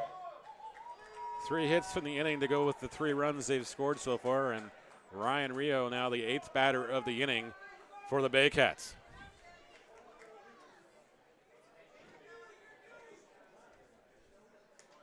The Royals have had the Baycats number in the regular season. Won 3 of 5 in the season series, 2 of 3 at home. Well, if anything, the playoffs has taught us this year, regular season means nothing as far as season series go. Just ask the Welland Jackfish. Yeah, you can say that again, partner. And in that same season series, the Baycats were outscored by the Royals 34-18. But now the tables have turned. The Baycats bats coming alive. Big cut from Rio. Count now 1-1 as Kush trying to get his way out of this 5th inning.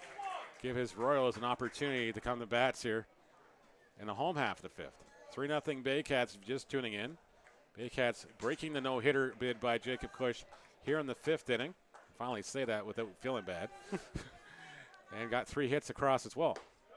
That one misses outside for a ball with 2 balls on his strike on Ryan Rio.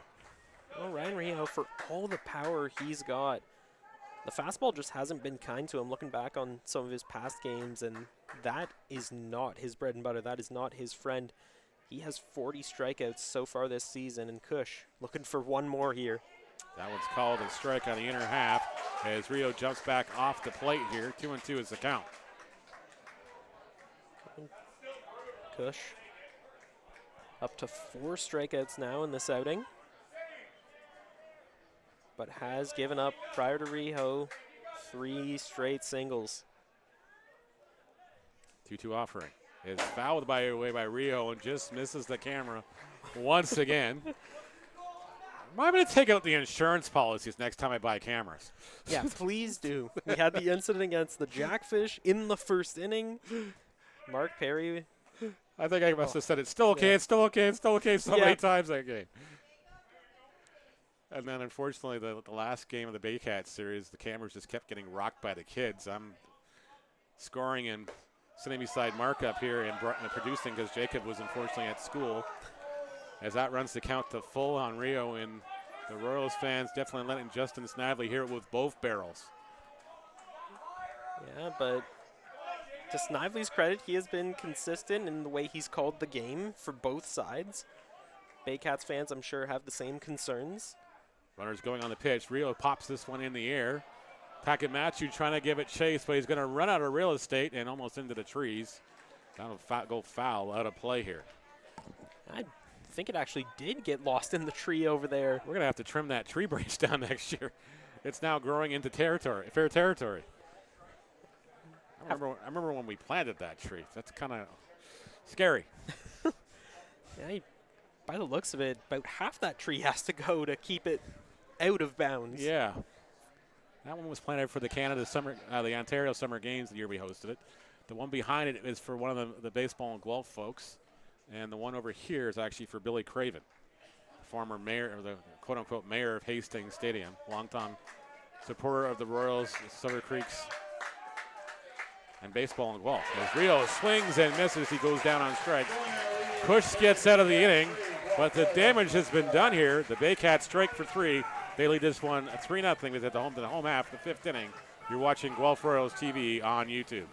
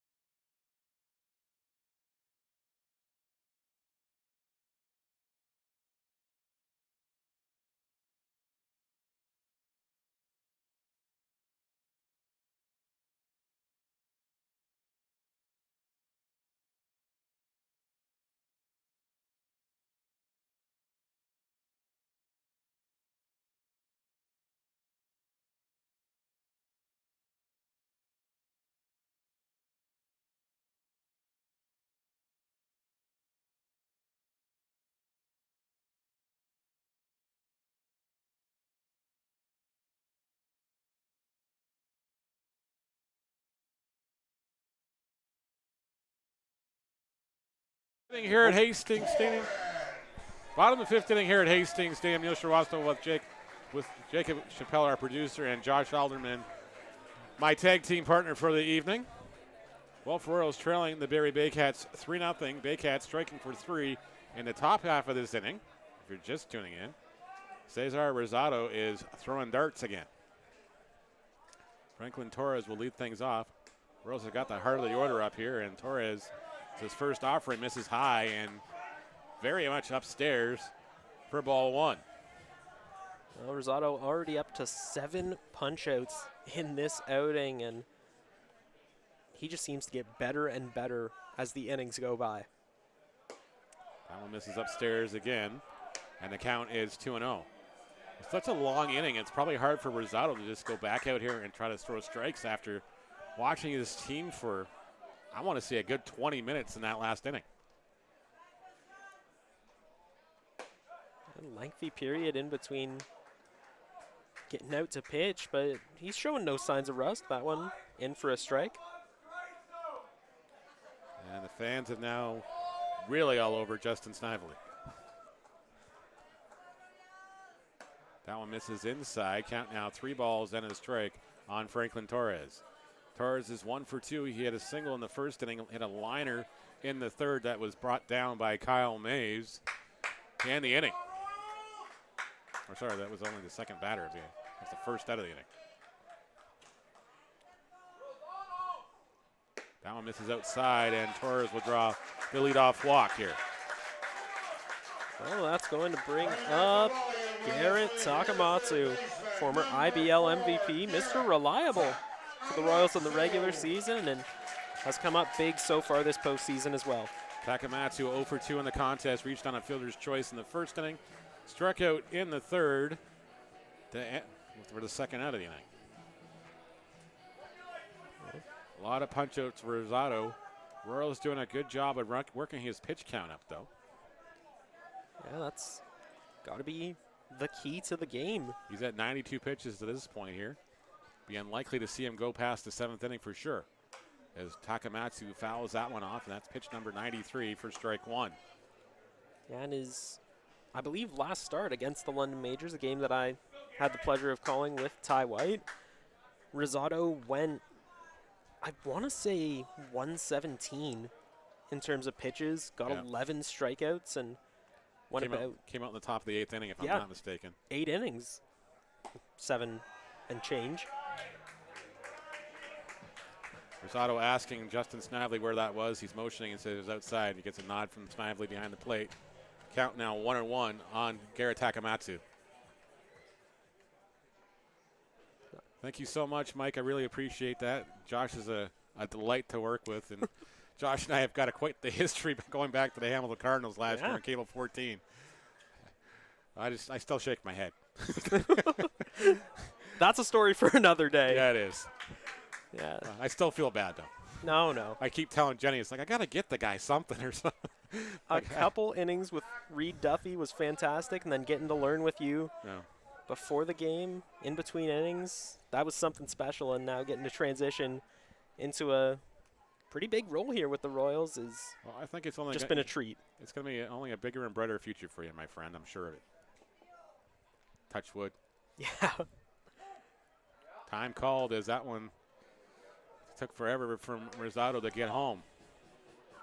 Yeah, he was really taking his time with that one, and Torres over at first, staying close to the bag, hasn't really taken much of a lead, chatting it up with Malik Williams.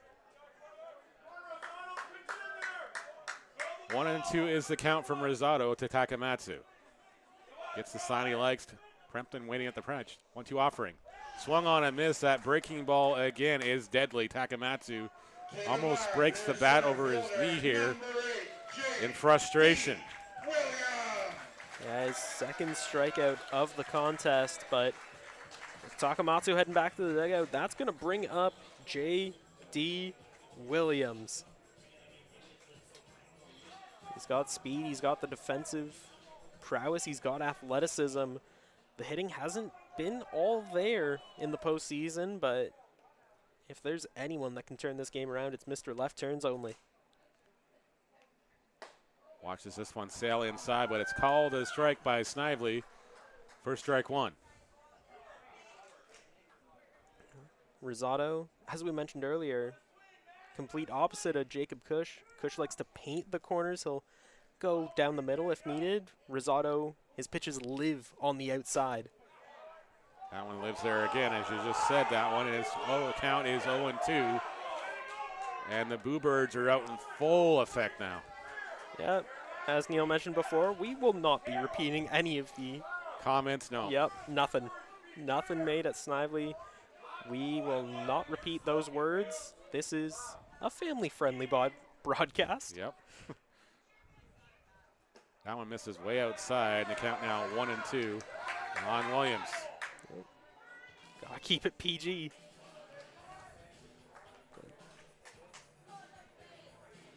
Williams. Ethan Hammond waits on deck here with one away. We'll have a couple of base runners in scoring position if J.D. Williams can come through here. Rosado looks in for the sign. Looks the runner back at first. His 1-2 offering on its way momentarily here. And it gets to call strike on the inner half. Williams can't believe it. Snively punches out another one. Williams will walk away without saying a word. Yeah, just a shake of the head and a frustrated look back at Rosado, of all people. Almost like he can't believe the stuff that Rosado is throwing tonight. And yeah, going back to what Ty White said a couple weeks back, that some of Rosado's pitches can go from 12 to 6 to 3 in about 2 seconds. Ethan Hammond will be the batter now. 1 for 2 in the contest. Singled in the second inning, got stranded at third base. Throw over to first to keep Franklin Torres honest at first base.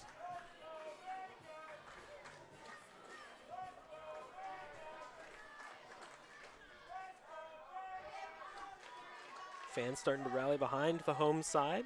Scattered chants of "Let's Go Royals" as the Kingdom out in full voice tonight. That one misses low for a ball on Ethan Hammond. Count 1-0. Well, Hammond is just so patient.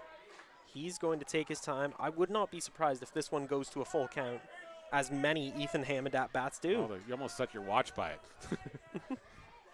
That one misses upstairs. Count 2-0 from Rosado on Hammond. Like, I don't know who taught him this uncanny knack to know the strike zone so well and pitch location and how well to read balls out of a release point. But whoever did needs to be shook their hands and bought a beer or whatever you need to do. It's just uncanny. Send him a Royals jersey at least. Or maybe some Crown Royale. I don't know. Royale with cheese. Yep. That one's in there for a strike. Count now 2 balls and a strike on Hammond. Arthur Kawara waiting on deck. Should Hammond reach a board here?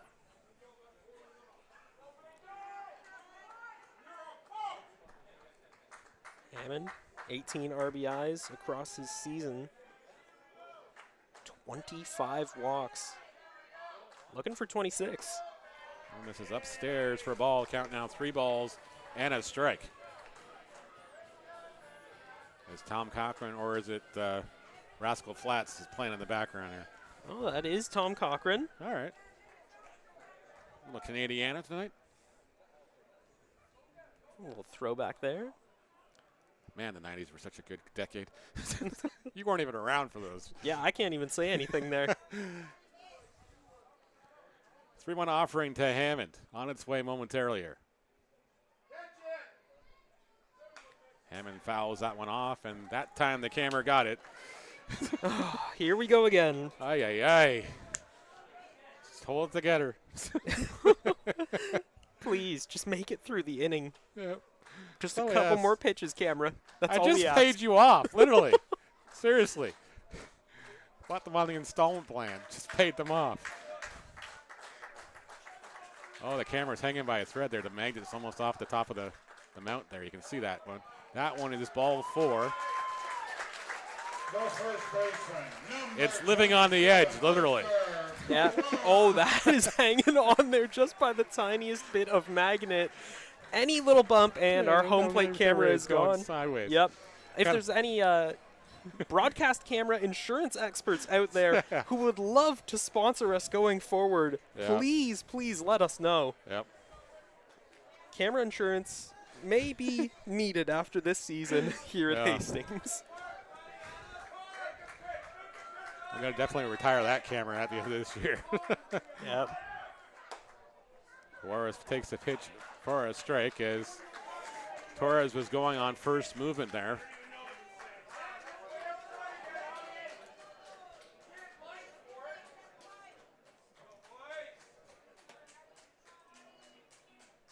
That'll go on the books as a stolen base. Runners on the corners now.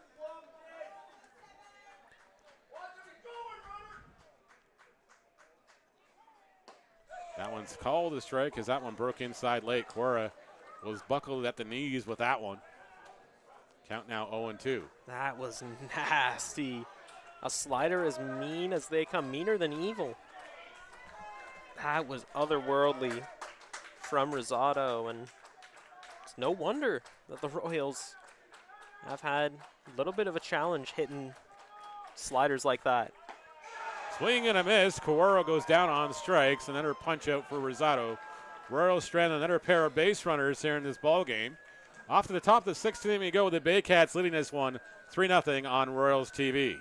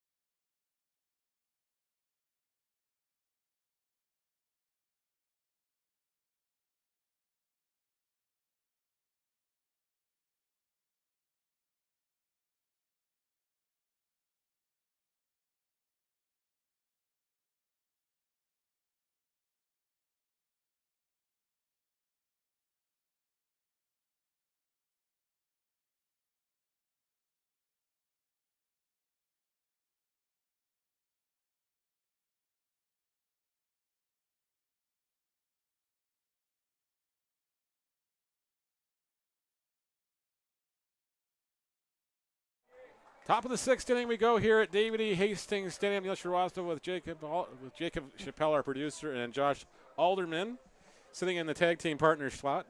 As Nolan Macabroda will lead off the 6th inning. Baycats leading this one in Game 2, looking to go up 2-0 in the best of 7s final against the Guelph Royals. Macabroda up to bat now. Jacob's definitely getting his steps in tonight. He had to go down and fix the camera, give it a little nudge back on top of the metal pole here to keep the plate camera intact so far. Yeah, to his credit, he's donned many hats this season. Camera maintenance man, exterminator of invasive wildlife. So, the list goes on. It's going to have quite the resume. So what was the biggest challenge as being a broadcast producer for the Guelph Royals? You wouldn't believe half of it, sir. How much time do you have? Yeah. You want the short story or the too long didn't read story? And Macabroda just about hit that camera again.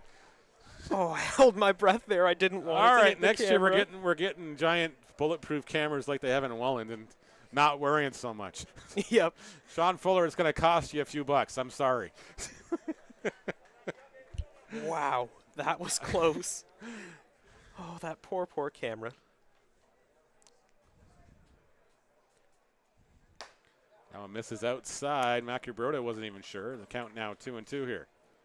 Yeah, bit of hesitation there from Macabroda. I think if he would have got called, I don't think he would have argued on that one either. Mm-hmm. 2-2 offering. That one's a little too far outside. Torres did his best to attempt to pull it back in, but Snively says nada. 3-2 the count now. Yeah, fans not liking that call, but they haven't liked many of the calls this evening. So quick show of hands. How many times have you guys ducked at home on these foul ball calls? As that one, a moonshot. Going, I'd say easily 310, 315. Patterson almost went out and around some folks there up the left field line. Yep. 3-2 the count again to Macabroda. Cush looking for the sign from Torres. Gets one he likes, and he goes into his windup. Macabroda skiles this one high in the air. Connor Morrow's got a beat on it. He is going to get underneath this one and almost not make the catch there. A very unlike Connor Morrow catch there, but he gets the out and gets the job done for the first out of the inning to retire Macabroda on the F6. Yeah, usually sure-footed, knows the ball as soon as it leaves the bat where it's going to land. But he looked a little unsure out there. It's like kind of having a Garrett Takamatsu adventure out there, and that's not a slight against Garrett, but the wind in Welland, I don't know. It was weird. Poor Takamatsu had so many balls down the line that just kept going away from him. That one misses upstairs for ball one to Adam Odd, who walked and opened the scoring in the 5th inning, coming around to score. Been the sword in the thigh again in the Royals so far this evening.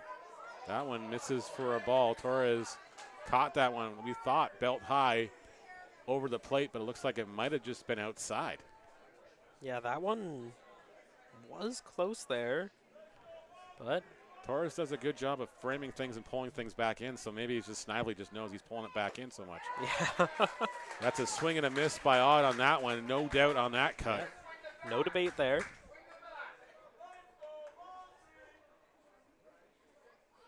Odd in his 7th year in the IBL, 3rd with the Barrie Baycats.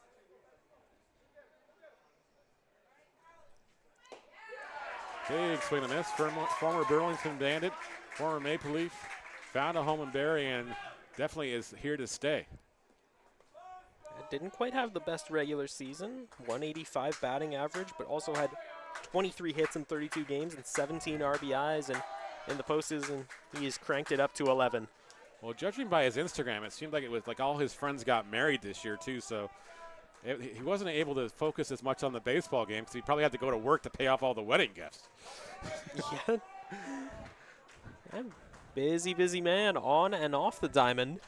You get to that certain age when you go through the college friends and everything else, university friends, they all get married in groups. And then, your wallet feels it for the next couple of years. And then after that, it's just, okay, so-and-so has got kids now. This is a ground ball. Kush up with it, flips to first, and it's going to go off the glove of Kawara. And Odd's going to reach on what's going to be probably an E1 on the throw from Jacob Kush. Yeah, this isn't a slight against Kush, but he rushed that throw. And I think he was just trying to make sure he didn't hit Odd with it, so he threw it up in the air, and unfortunately, Kawara was not able to reel that one back down. Odd will reach on the E1, and that's going to be the mound visit and likely it for Jacob Kush on this evening, as whoever is down in the bullpen is now getting the wave to come in here. A brilliant performance by Jacob Kush. He gave the Royals an opportunity in his ball game, and that's all you can ask of your starting pitcher. He's going to get a huge ovation from his hometown crowd here as he exits the ball game. Back with a new pitcher after this quick pause in the action on Royals TV.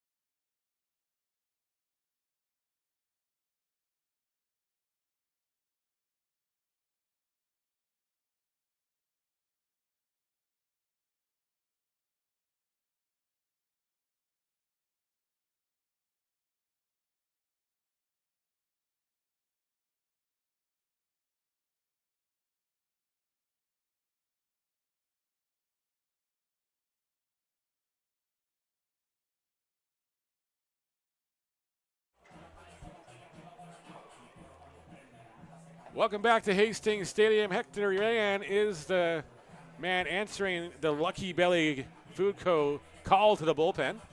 Make sure you visit our friends on Woodlawn and Woolwich here in Guelph. Also owned by our Royals manager, Gino Romero. It's just an absolute delightful menu. I always get the Spartan box. It's one of the few things I can actually eat at a restaurant these days. So the more Spartan boxes, the better. Jenny usually gets the beet fries. I try to steal a couple of them, but since they're deep fried, I got to avoid them. Well, yes, we love going there. We love hanging out with see Dino every time we get a chance. Just love going and just hanging out and getting away from whatever else is going on. We love to get into takeout as well. Yan will take over. First batter he'll face is Tyler Plumpton as Adam Odd reached base on a E1 here. One away here in the top of the sixth inning. The Baycats leading this one in game two, 3-0, looking to go up 2-0 in this best of 7 championship series. Plumpton is 0 for 1 in the contest. He has walked and struck out his last time up in the 5th inning. Kush responsible for Odd at first. He goes on the first pitch. The throw down is going to be in time to get him. Odd can't believe it. He thought he was under the tag. The throw looked a little high, but Connor Morrow able to apply it. 2-6 goes to caught stealing, and there's 2 away, and Hector Yan has a ball 1 count on Plumpton. Well, to borrow a hockey term, a phrase, if you will, that was a beauty. Torres has got a cannon for an arm. Had him gunned down right out of the gate. And then Morrow just applying the tag, and that pitch went off the helmet of Franklin Torres. I don't think he realized that. No, I don't think so either. He's just like so used to it. He's so dialed in right now. He doesn't even blink. Count now 2-0. Yan is in there for a strike. Count now 2 balls and a strike. Hector Yan, just like Franklin Torres, spent quite a bit of time in the LA Angels farm system. Postseason hasn't been quite as kind to him. I wonder if they were teammates at one point. It's somewhere down there, or at least in the same training camps and everything else. They probably had a little bit of knowledge of each other. You got to imagine, because Torres was with them 2014 to 2021. Yan was with them 2018 to 2021. They had to have crossed paths at some point. You would think it's something, and probably spring training or one of the training camps or whatever. As called strike 3, Plumpton didn't even argue. He knew he was out. Jan gets the job done here. Now up to the Royals and their bats. They come to bat here in the home half of the 6th inning when we come back on Royals TV. Hard line drive up the middle. Whoa! Lindor out of nowhere. How did he do that? That Lindor can play. I don't know about that hair. And don't get me started on those gloves. I don't know. I kind of like it. It's time for a revolution. The Ref 1X by Rollins.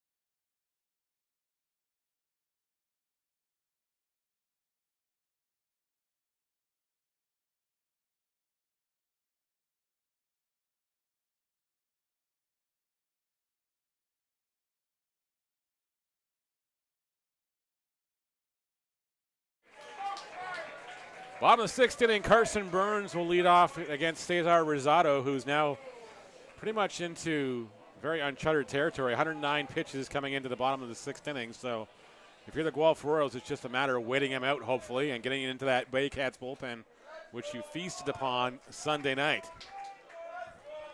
3-0 is the Baycats lead here as first offering from Rosado misses widely for ball 1. Josh is actively digging up some information from Cesar Rosado's last start. I'm not sure how many pitches he went into, but I think you're not far off the mark there. I think it was around the 117, 120 mark in that Game 3 start against the London Major, or Game 2 start against the London Majors in London. I mean, I called the game. I should know, but I edited the highlights. I should know, but I don't. So you stumped us. that one outside for a ball. 3-0 now the count. Was I supposed to release that? I did all the highlight editing? I don't know. Whoops. Giving away all my trade secrets yet again. A 4-pitch walk will start the inning for Carson Burns. Ashton Patterson will bat now. He's 0 for 0. He's walked 2 times. No activity down in this bullpen. Matlow having a conversation with somebody, but not wishing for somebody to get loose at all. No, not yet. And finally, I've got the stats I have been looking for. And yeah, I was right. 117 pitches, 74 of which were strikes. We're going to start calling you Encyclopedia Brown one of these days. It was a wish, really, that I got that one right. Okay. An educated wish, if you will. Well, while you're at it, write down the 7 lucky Super 7 numbers for me, please. I'll cut you in, but we got to buy some cameras. Yeah. All that money's going towards casing for the cameras. No, it's going to college funds, I guarantee it. And cameras and, you know, some parting gifts for some friends around here. And maybe I'll take an actual vacation for once. No way. Yeah.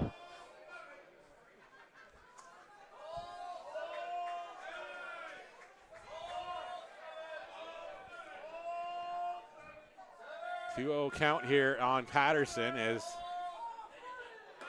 I'll make that 7 in a row as the fans are now giving Rosado the classic Bronx cheer here. Yeah, I believe. Somewhere the ballflowers in London are applauding with their content. Yeah, I think they were chanting ball 7, ball 6. Yep. Of course, that got started in the States at one of the colleges. Of course, I have to ask Julius Hearn for the proper college. He mentioned it on the broadcast in game 1. Julius and Ben do a great job in Barrie. You guys are very fortunate to have those guys. And, of course, when Sam and everybody else that have to fill in from time to time, they jump in and too. And it's great to listen to those games as well. Yep, absolute class act. We're very fortunate in this league to have a lot of guys that put a lot of time into it. And a lot of guys very unthanked. And that one's finally a strike, and it's going to draw the boos here. They're booming here. Yeah, they were ready for ball 8. Yep.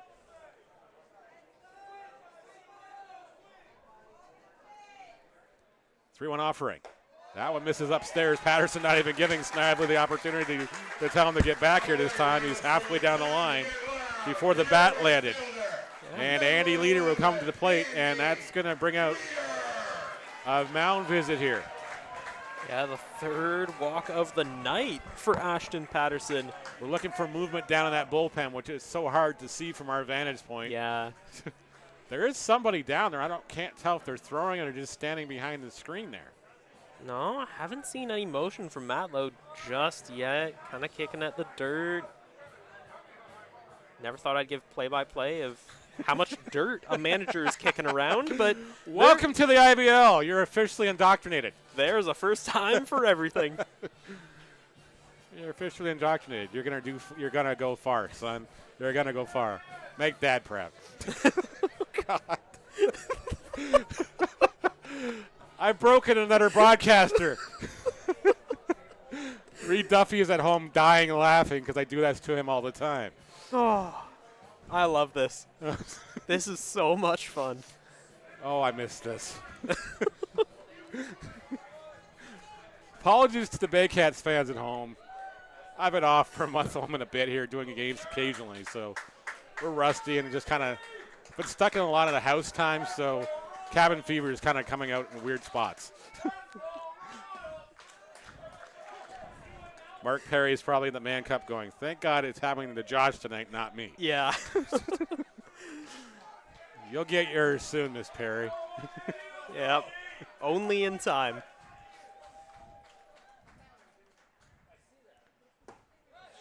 That one's called a strike, and the count quickly 0-2 on Leader.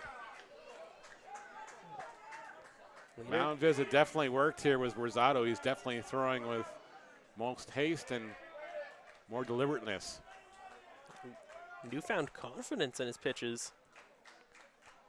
Here's the 0-2 offering the Leader. That one misses outside. Leader showing resolve not to swing at that one, not to chase that one this time. Leader flew out to Canisijo, struck out, and got caught up in a fielder's choice in his first 3 at-bats. Looking to break through here in the 1-2 count. 1-2 offering from Rosado. On its way. Leader pops this one foul out of play down the right field line. It is going to stay in the yard here, but there's such a long foul territory and everything behind the dugouts. There's so much room, but thankfully some fan out there's got themselves a freezie or some kind of sweet treat. Something free. More sugar, Mom, look. And this is why we're going home in the 7th inning. Yeah. Strike 3 called on Leader, and he goes down on strikes for the first out of the 6th inning for the Royals. Going to bring up Connor Morrow's 0-for-2 with a walk. A pair of strikeouts to his name. Royals has just not been able to break through here as Rosado tosses yet another baseball away. He's definitely having issues with the seams on these baseballs. Mm-hmm. It's not even the first time this inning that he's done that. Just not too comfortable with the ball out there tonight. Good thing we got a whole new case of baseballs before this game. Might have gone through 3 boxes of them, though, just because of Rosado. Send the bill to Rosado. That one misses upstairs for a ball. The count is 1-0. 3-0 Baycats. All 3 runs coming in the top of the 5th inning. Canisijo bringing home the first run on the first base hit for the Baycats off Jacob Cush. They struck for 2 more in the inning.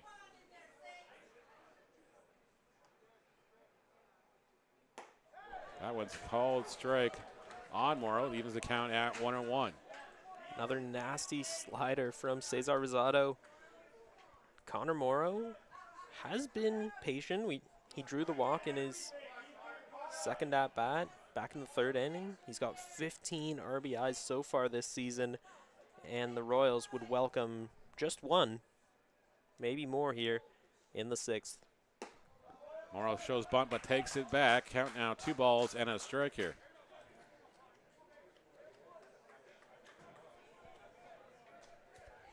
Both runners, from what I've seen, staying close to the bag. Neither one wants to get picked off. They don't want to waste this opportunity. That they definitely don't. Plus, you don't want to just be giving an out on the base path here. Especially when runs and hits are at a premium against Rosado.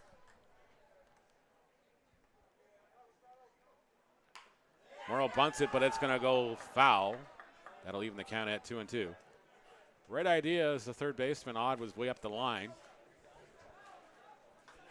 As he has to cover third in that situation. Rosado would have to come off the mound to get that one. Unless the Baycats were doing the full reverse wheel here.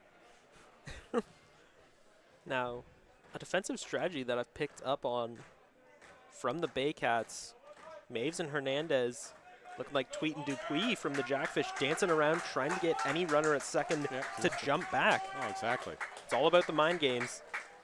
It is.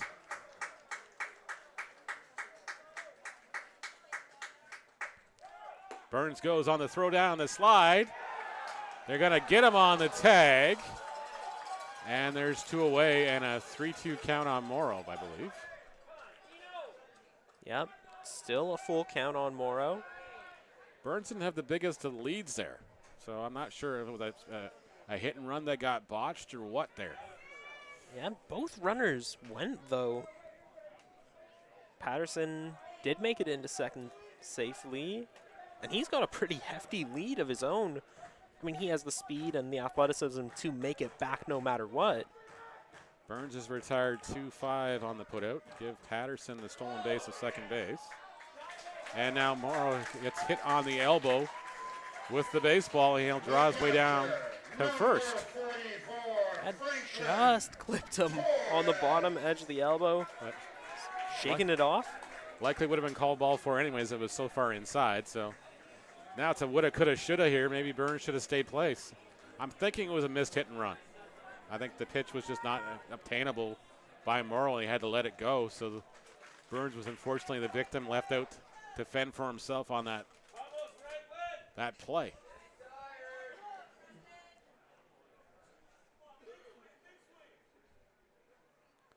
Franklin Torres now the batter. Takes strike 1 on the other half. Torres is 1 for 2 in the contest. Single in the first inning, a line drive out in the 3rd inning, and walked in the 5th. He's reached base twice tonight. Would love to trade places with somebody on the Royals infield right now. That one misses outside for a ball. You got to think this has got to be it for Cesar Rosado after this inning. He's at 131 pitches now. 71 are strikes. So, yeah, you might need this guy for a game 6 or a game 7. So you might want to get that bullpen up as much as you don't want to if you're Josh Matlow. Yeah, the bullpen hasn't been the strongest arm of the Baycats organization, but Rosado is putting in the work tonight. So he pounds the strike zone again here for another strike and gets up ahead of the count on Torres at 1-2.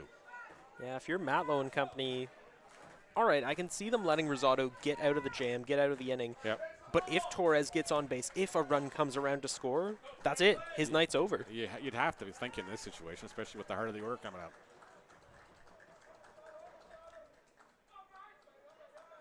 His 1-2 offering to Torres. Misses upstairs, runs the count to 2-2 now. 132 pitches in the books now for Cesar Rosado. You can just see by his body language, he's definitely feeling it. The legs are going, get tired here. The arm is hanging a little bit more than it was before.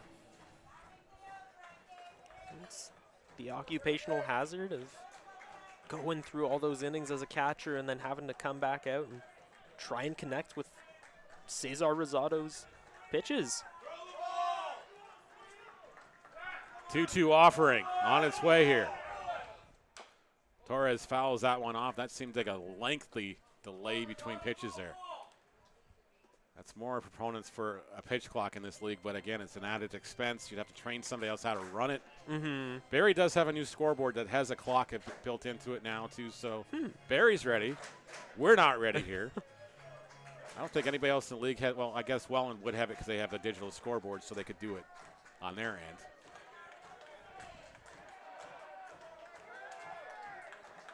Two-two offering. Misses outside for a ball. Torres did not go around, says the first base umpire, Steve Cochran. Full count now. The appeal unsuccessful, and this is going to be a defining moment regardless of who wins this one.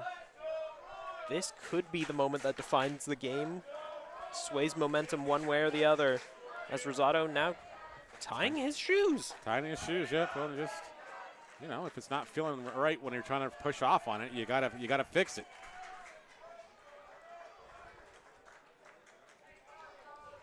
Full count. Runners at first and second. Patterson and Morrow, the respective runners. And Torres at the dish. His 3-2 offering coming on its way. Plumpton at the spot. Torres lines this one into the gap.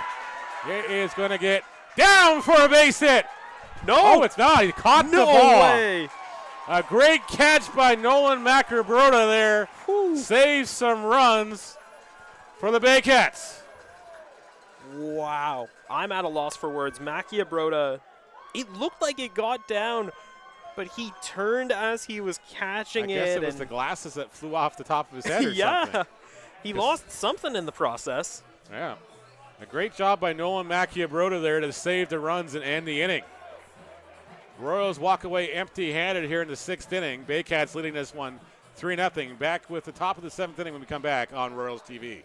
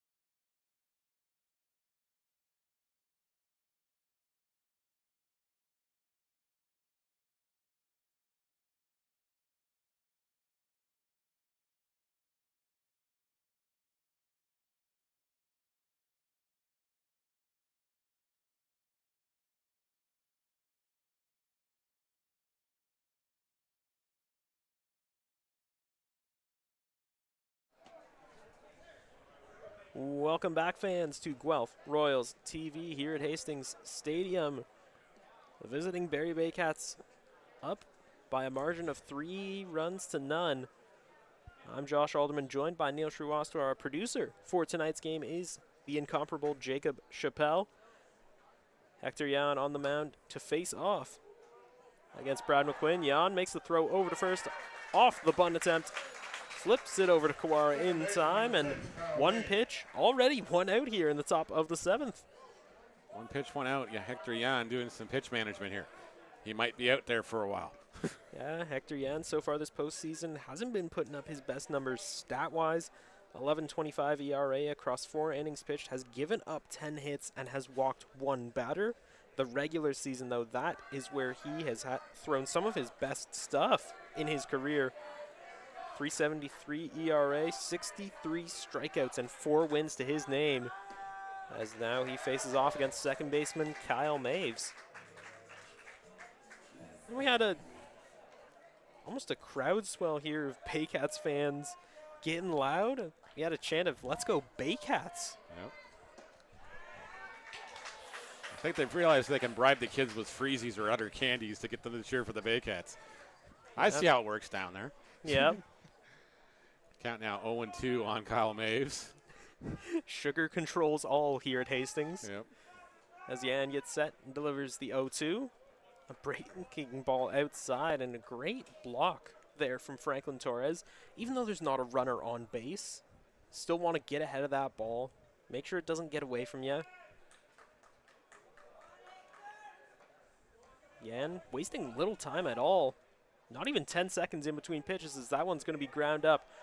Takamatsu charges forward, flips on a Kawara at first, and gets the out. So very quickly, 2 up, 2 down here in the top of the 7th inning. That's going to bring up the leadoff man, center fielder Kanis Ijo. Wise move by Yan on that play to hear Takamatsu calling for that baseball, so he backed off in a hurry, stayed on the mound, let Takamatsu take the lead there and throw across in time for the out. 5-3 goes to put out for the second out of the inning.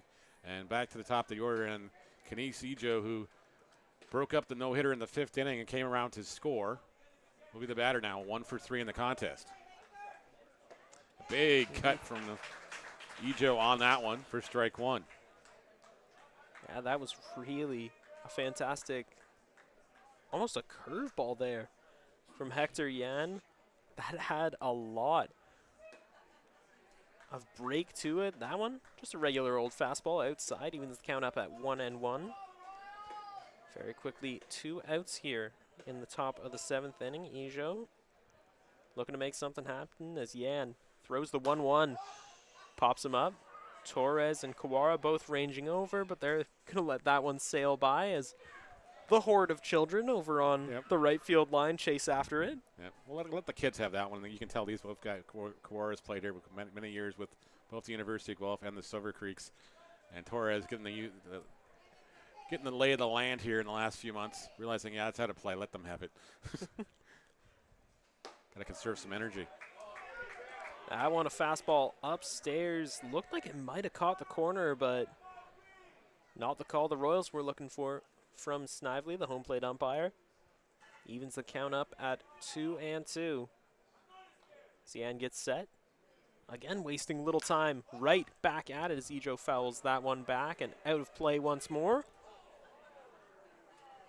Another long foul ball strike here for Hector Yan and company.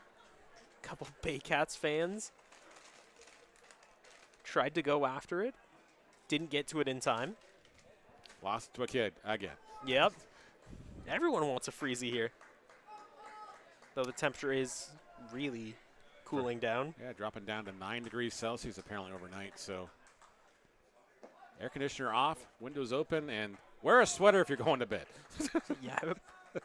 Not turning the heater on. It's September. Definitely not a personal no, that was opinion there. That was definitely a dad opinion who pays the bills. As Yan gets set to deliver the 3-2. Right up Main Street, gets Ijo swinging, and Hector Yan defiant and a big grin on his face. He stares down the Baycats dugout, daring them to get past him, and a little hop there. Couple hops of joy from Hector Yan. He is pumped up. The kingdom is pumped up, and we are heading in to the bottom of the 7th inning. It's the 7th inning stretched, and if you haven't already, go get a snack, go get a drink, and buckle up because the real fun is just getting started. So stay tuned to Guelph Royals TV on YouTube.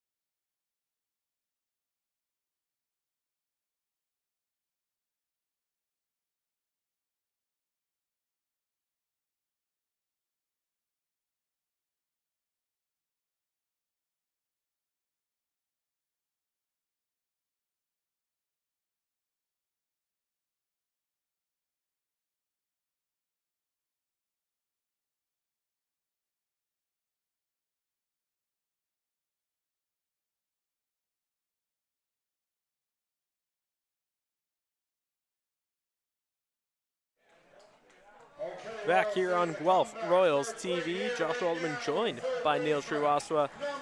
It is the bottom of the 7th inning. Things are starting to heat up here at Hastings Stadium, here in Game 2 of the IBL Domenico Cup Championship Series. Your Guelph Royals taking on the visiting Barrie Baycats. For those of you just joining us here in the bottom of the 7th inning, it is 3-0 for the Baycats. They really broke out back in the 5th inning. Broke up the no-hitter attempt by Jacob Cush. Thank you so much for the compliments, Tracy. It's always a pleasure to bring you these ball games, and it's nice to work a final. I've been asked over the years to do them, but I always turned them down because, let's be honest, I always thought that the finals had to be owned as Takamatsu hits the laser into center field, and no catch on this one as Kanisi Ijo tried to sell that one. Yeah. Takamatsu on first base with the leadoff single here. That one was close. I hesitated to call that one. Yeah, I didn't want to say anything because it looked like Ijo had it, but the ball was on the ground. He tried to sell it. I was just like, yeah, I'm not getting fooled again. Fool me Yeah. once, shame on me. Fool me twice, well, shame on everybody in the world. Well, no shame today. No. Well, that is going to bring up center fielder J.D. Williams. No, but getting back to the topic, I always felt we had to earn them. So I never felt right taking somebody else's spot that probably deserved to be there. So when the Royals got here this year, it's like, okay, yeah, I got to get myself healthy enough and able enough to sit through 9 innings of baseball, because dang well, you're going to have to rip the mic out of my hand here. I'm not going to try to. And that one's a balk call on Lazar. And no pitch, so the count is 1-0. Takamatsu will advance to second, still no outs. And a runner at second now for J.D. Williams. Royals have had base runners on board in every inning this ball game, just not able to score something yet. So you have the feeling they're about ready to break through with an ugly number at any given point here. It's only a matter of time. I mean, took until, the 8th inning in Sunday's game for the Royals to really break out. Lazar's pitch misses upstairs to J.D. Williams. The count is 3-0. Yeah, Christian Lazar in the postseason, 27.00 ERA. Across one inning pitched, gave up 2 hits and has walked 1. That one is a called strike on Williams. Count now 3-1. Yeah, Williams very, very patient. Wasn't going to swing at that one, not going to chance it. So now Lazar delivers the 3-1. That one down in the dirt. JD will toss the bat over and trot on up to first base. So now we got Williams on first, Takamatsu on second, Hammond at the plate, and no outs on the scoreboard. Ethan Hammond, one of the most patient batters, as you've said many times tonight, Josh, at the plate. He'll be a challenge for Christian Lazar. Had a great interview with him as well in the offseason. He actually reached out to me and said, hey, I want to be on your show. I'm like, that's rare for players to do that. So I'm like, yeah, absolutely. Him and Britton Farrington both actually asked to be on the show. So I was more than happy to oblige and had great conversations with both. Hammond shows bunt, takes a called strike there. First strike one, count is 0-1. Royals just trying to get runners in the scoring position here and let the next guy up in the line move the chains. Hammond with a big swing and a miss. Lazar got him chasing that one out on his front foot. First strike 2. Yeah, this is not the Hammond we have been accustomed to seeing. I mean, if full counts were a category that were counted, he would be the league leader. We'll have to see if he can fight back here as Lazar's next pitch, a fastball outside. 1-2 now the count. Waiting in the wings is the big first baseman, Arthur Kawara. Taking some practice hacks in the on-deck circle. As Lazar gets set, delivers the 1-2. Hammond fouls that one back. Dangerously close to the camera once again. I'm breathing a little bit easier. Not much. Yeah. Better than the last few times it's come close. If I actually didn't physically own the camera, I probably wouldn't care as much. Fair. Fair. as Lazar gets set and delivers again. Hammond's going to smack that one into left field. Maciabrota just takes a couple steps over. Didn't bother him too much. Hammond had the contact, had the good swing, just not enough power to get it past Maciabrota. So now with 1 out, still 2 runners aboard, that's going to bring up the big man, Arthur Kawara. Where Arthur Kawara was actually drafted by the Mississauga Steelheads at one point as a hockey player. Came across that when I was looking for a headshot of him today, actually. So that was I didn't know that. The more you know, yeah. I did not know that. So I was kind of like, okay, we'll have to use that at some point. But a man of many talents. Yeah. With his height, it would make sense that he would go exactly. for hockey. But baseball seems to have come naturally to him. 3 walks so far this season. He fouls that one back right into the mask of Tyler Plumpton. Yeah, Plumpton's going to get a couple of seconds here to collect his thoughts. Justin Snively throws a baseball out, and that one's going to go off to the stands here and not die a hero, but it'll probably be a souvenir or another upcoming baseball in PA's bucket of fun for the next batting practice. As Lazar gets set, checks in on the runners, delivers the 0-1. That one down close to the toes of Kawara. Good stop there from Plumpton to keep it out of the dirt, but evens the count up at 1-1. Takamatsu and Williams, the runners, at second and first respectively, and right up on the shoulder goes the fastball. Kawara gets plunked, and he'll trot up to first, and it's bases loaded for Carson Burns. And that's going to prompt a mound visit in a hurry here with his pitcher.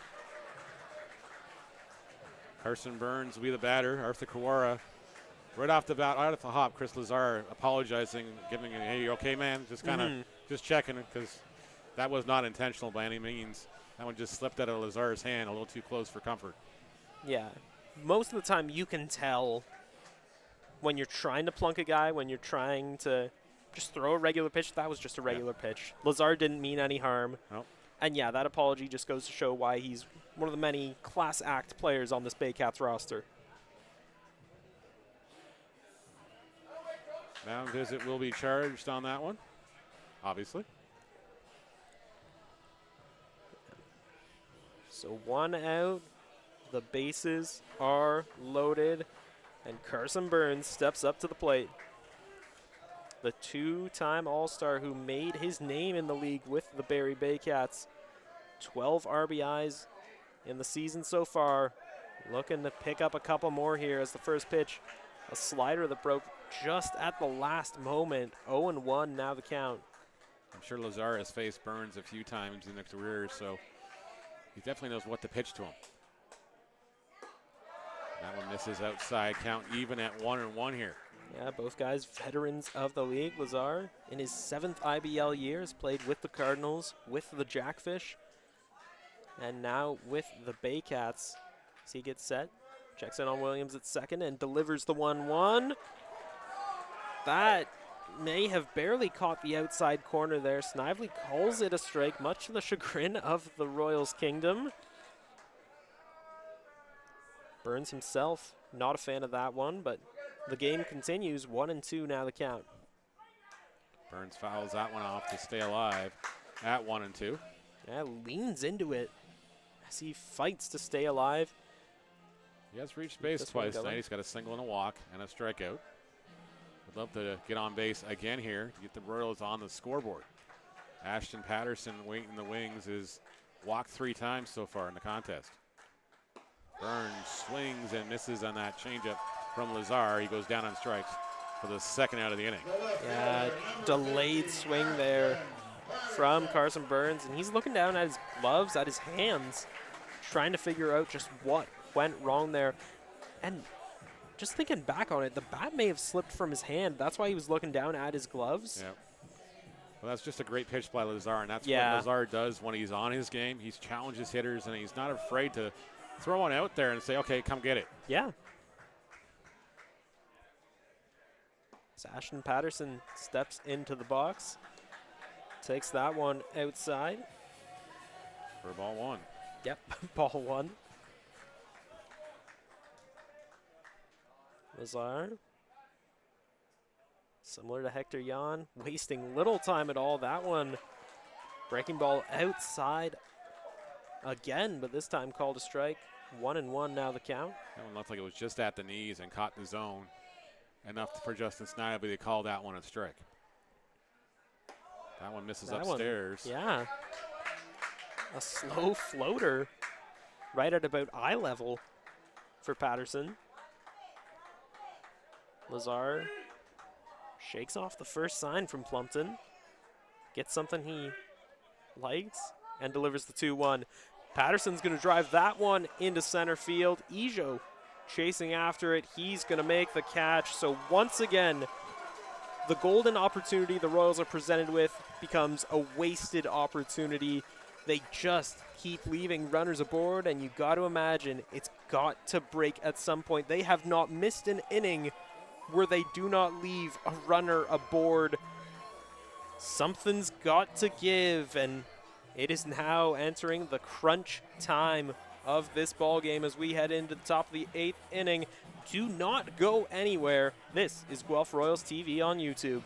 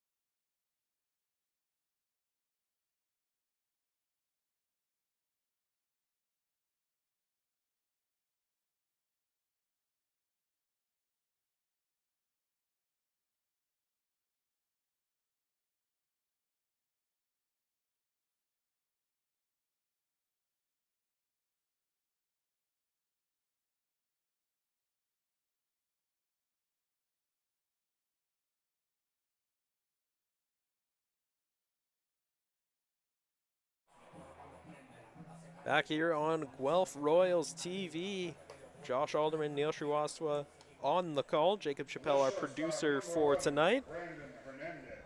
And it is entering crunch time. It is. You can just see the crowds kind of deflated, and of course they're dwindling down as now you're at the 10:30 mark here. It's a school night. It's a school night and work night for a lot of people too, so it's like, you know, can't be hanging out till with the wee hours here. They'll watch the rest on Royals TV, so thank you so much for tuning in. If you're heading home that way, make sure you hit the like and subscribe buttons, please. Yeah, please do. This is your #1 source and only source for live Guelph Royals games as Hernandez shows bunt. Does not make contact with it. Good pitch there from Jan. You can see the frustration on the Royals, too, as they're walking out to their positions. They've stranded 13 base runners. They've had opportunities in every inning to score and just have nothing to show for it right now. That's that one in the dirt, and Jan's frustration showing there as he yells something that we will not repeat on air down at himself. He's just frustrated that one got away. So he gets set to deliver the 1-1. That one broke right at the last second. Hernandez, a deer in headlights, could do nothing but watch it sail by. Hernandez is 1 for 3 in the contest, a single and an RBI in that 5th inning. After Kenice Ijo broke up the no-hitter at one batter ahead of that with the first Baycat run of the inning and the ball game. Yeah, that one a fastball upstairs, evens the count up at 2-2. And the Baycats fans that are in attendance are kind of halving the ball 3 count. Yeah, not full effort, but definitely wasn't a maximum effort on that one, as this one's fouled away by Hernandez to stay alive at 2-2. Hernandez, now 18 hits in 8 games played in the postseason. He's been a force to be reckoned with, but so has Hector Jan, but does not get the call he was looking for off the appeal. And now a full count against Montreal's most dangerous hitter. Hernandez gets set, a chant of "here we go, Baycats" gets started as Hernandez chops that one up to his shortstop counterpart. Morrow flips it on to Kawara at first. So the Royals escape what could have been a scary situation there with Hernandez up at the bat. So now 1 out, but now we're entering the heart of the order as first baseman Malik Williams steps up to the plate. Williams in his 2nd year with the Baycats. Had a single his last time up. Looking for more here in the 8th inning against Yan. On delivers. Fastball outside, 1-0 the count. Had me double checking the score sheet there to make sure I didn't rip Malik Williams off an RBI, but no, that other run did come home on that stolen base attempt. So I was like, going, wait a minute. Why is there only 2 RBIs in the inning? Oh, yeah. I remember now. Yeah, my scorer's brain was just going, wait a minute. Did I miss something here? Yeah. Somebody going to yell at me tomorrow? I mean, it was over an hour ago. I know, but still, I just, I like doing the job right. So.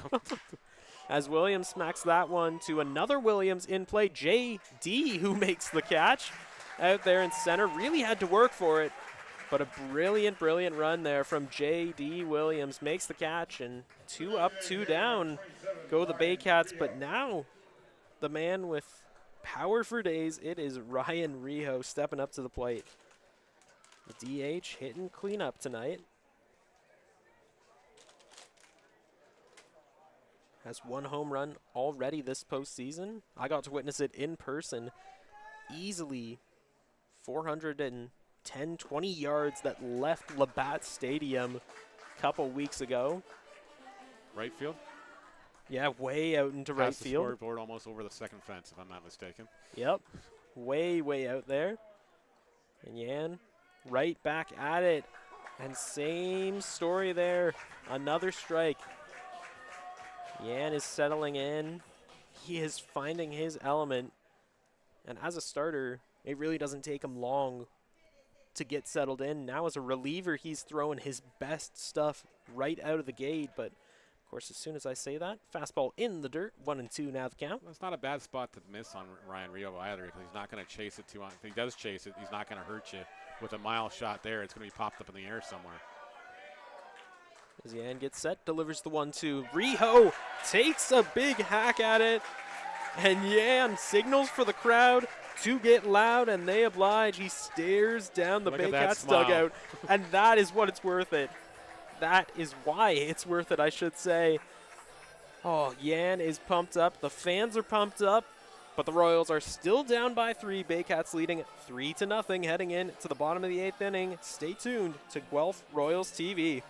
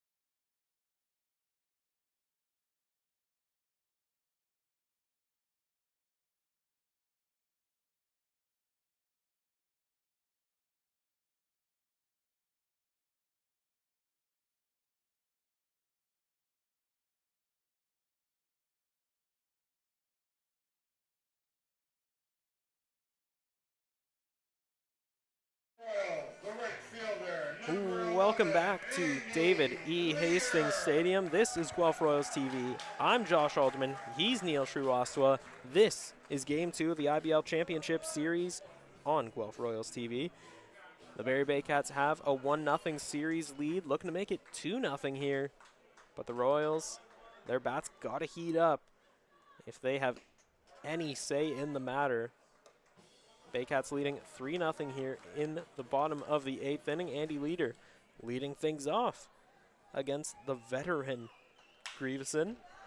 As Leader's going to chop that one up to short. Hernandez lost the ball in transition, kind of tossed it. I think Right that's over the case to of trying Maves. to make the throw before you have the footing down, and that one just scooted off and almost went into the outfield. But a great recovery by Kyle Maves at second base to keep that one in the infield. Going to likely give Leader the infield single on it because I don't think Hernandez had any chance to get him at first base. Yeah, Leader hit the nos. He found a different gear. And now taking a pretty hefty lead there over at first. Well, he's just got to get in scoring position. The Royals are bound and determined to break this goose egg. First pitch from Grieveson misses upstairs to Connor Morrow. And looking at the Royals lineup tonight, they've been depleted by kids heading back to college. I mean, Garden and Durst are really the only batters left on the bench that could reasonably come into this game, as Morrow fouls that one back.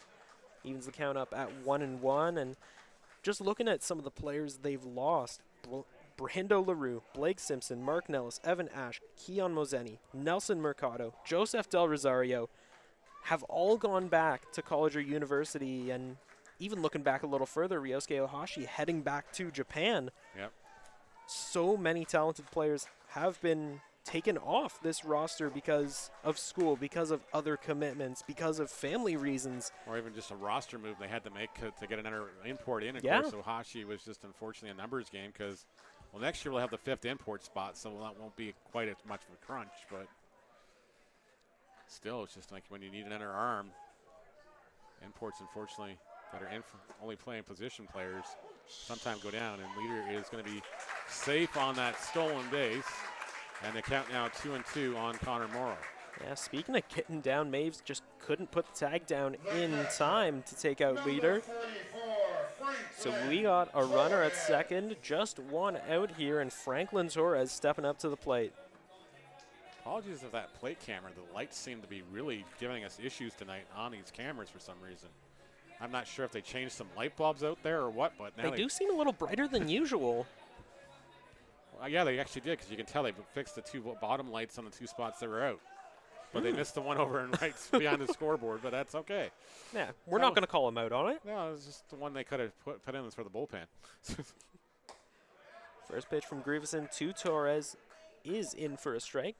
Nice slider. Grieveson, 44 years old, but showing no signs of aging in his 4th year with the Baycats so far this postseason. Across 1 inning pitched, an 18 ERA, gave up a walk and 3 hits in that outing, as he's going to deliver a nasty fastball that Torres swung at and missed. Caught nothing but air. 0-2 now the count. Grieveson in the regular season, 1 win, 2 losses, 2 saves, 11 strikeouts, and 7 walks given up. He's a veteran arm that brings a lot to this young Baycats team, as Torres is going to ground that one over to third. Leader is going to make a break for third base, and a unlikely double play turned by the Baycats, courtesy of third baseman Adam Odd. And Adam Odd got dirt or something in the eye here. yeah, he's down on one knee. Players huddling up, but they do turn the double play. Leader caught trying to steal third, and Torres got out. Looks like Odd, yeah, still rubbing at those eyes. Trainer's out. One of the coaching staff members is out there. Gets a round of applause from a couple Royals fans, a lot of Baycats fans. Yeah, we'll just have to wait and see if he'll be all right to continue in the game as we head into the 9th inning. The Royals with their backs against the wall. The Baycats leading 3-0. Stay tuned to Royals TV because we are just getting started.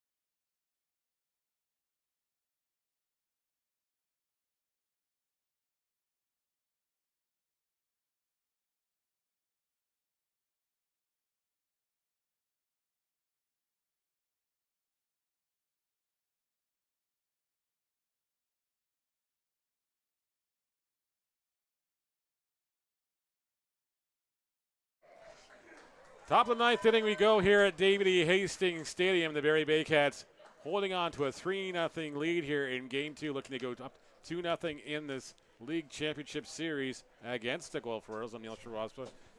Josh Alderman is my partner in crime this evening. Jake Chappelle is our illustrious producer, camera holder, and keeping us on track here and on topic to the best of his abilities as Jan's first offering misses for ball one to Nolan Macchiabroda. Macchiabroda with a great catch in an inning. I'm still not sure he caught it, but he did a great sales job regardless.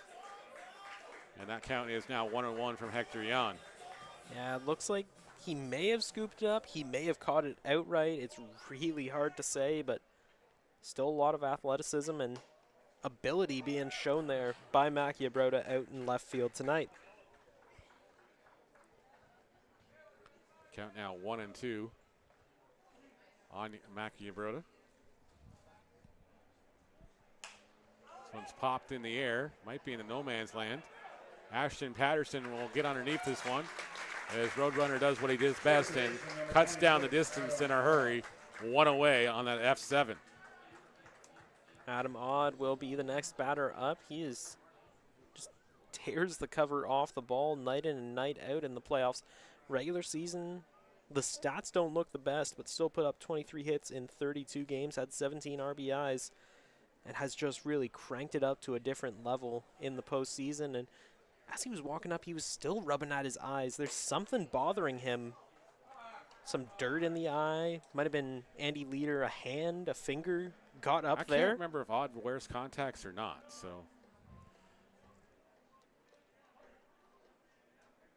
Maybe you just agitated the contact lens or something. Who knows? Yeah. If it's contacts or just maybe just got a finger or something, dirt, like you mentioned, something that got him in the face, that's for sure. That one's in there for a called strike. The count now 1-1 on Odd, who's had a relatively quiet day by Adam Odd standards, at least in this postseason right now. Mm-hmm. I saw you touch wood. Swung on and missed for strike two. Glad you did it because I have the laptop in front of me and that would have hurt. Adam Odd, like you mentioned, has not been quiet this postseason. 13 RBIs, 10 runs scored, 2 home runs, and 5 doubles. Calls strike three. Odd goes down looking. And Hector Jan's got 2 outs here in the ninth inning. Well, that's what you'd expect, putting in a starter the caliber of Hector Jan into this game in relief. I mentioned that the Royals don't really have that much depth hitting-wise, but their bullpen is arguably the best it's ever been. Hector Jan seems to have found his groove as a reliever. Just seems to add to it right now. Mm-hmm. Lined up the middle, deflected. Great play by Connor Morrow. Throw in time. A 1-6-3 put out to end the inning, and we're off to the home half of the ninth inning. The last chance for the Royals with 3 outs to play. They're down by 3 when we come back on Royals TV.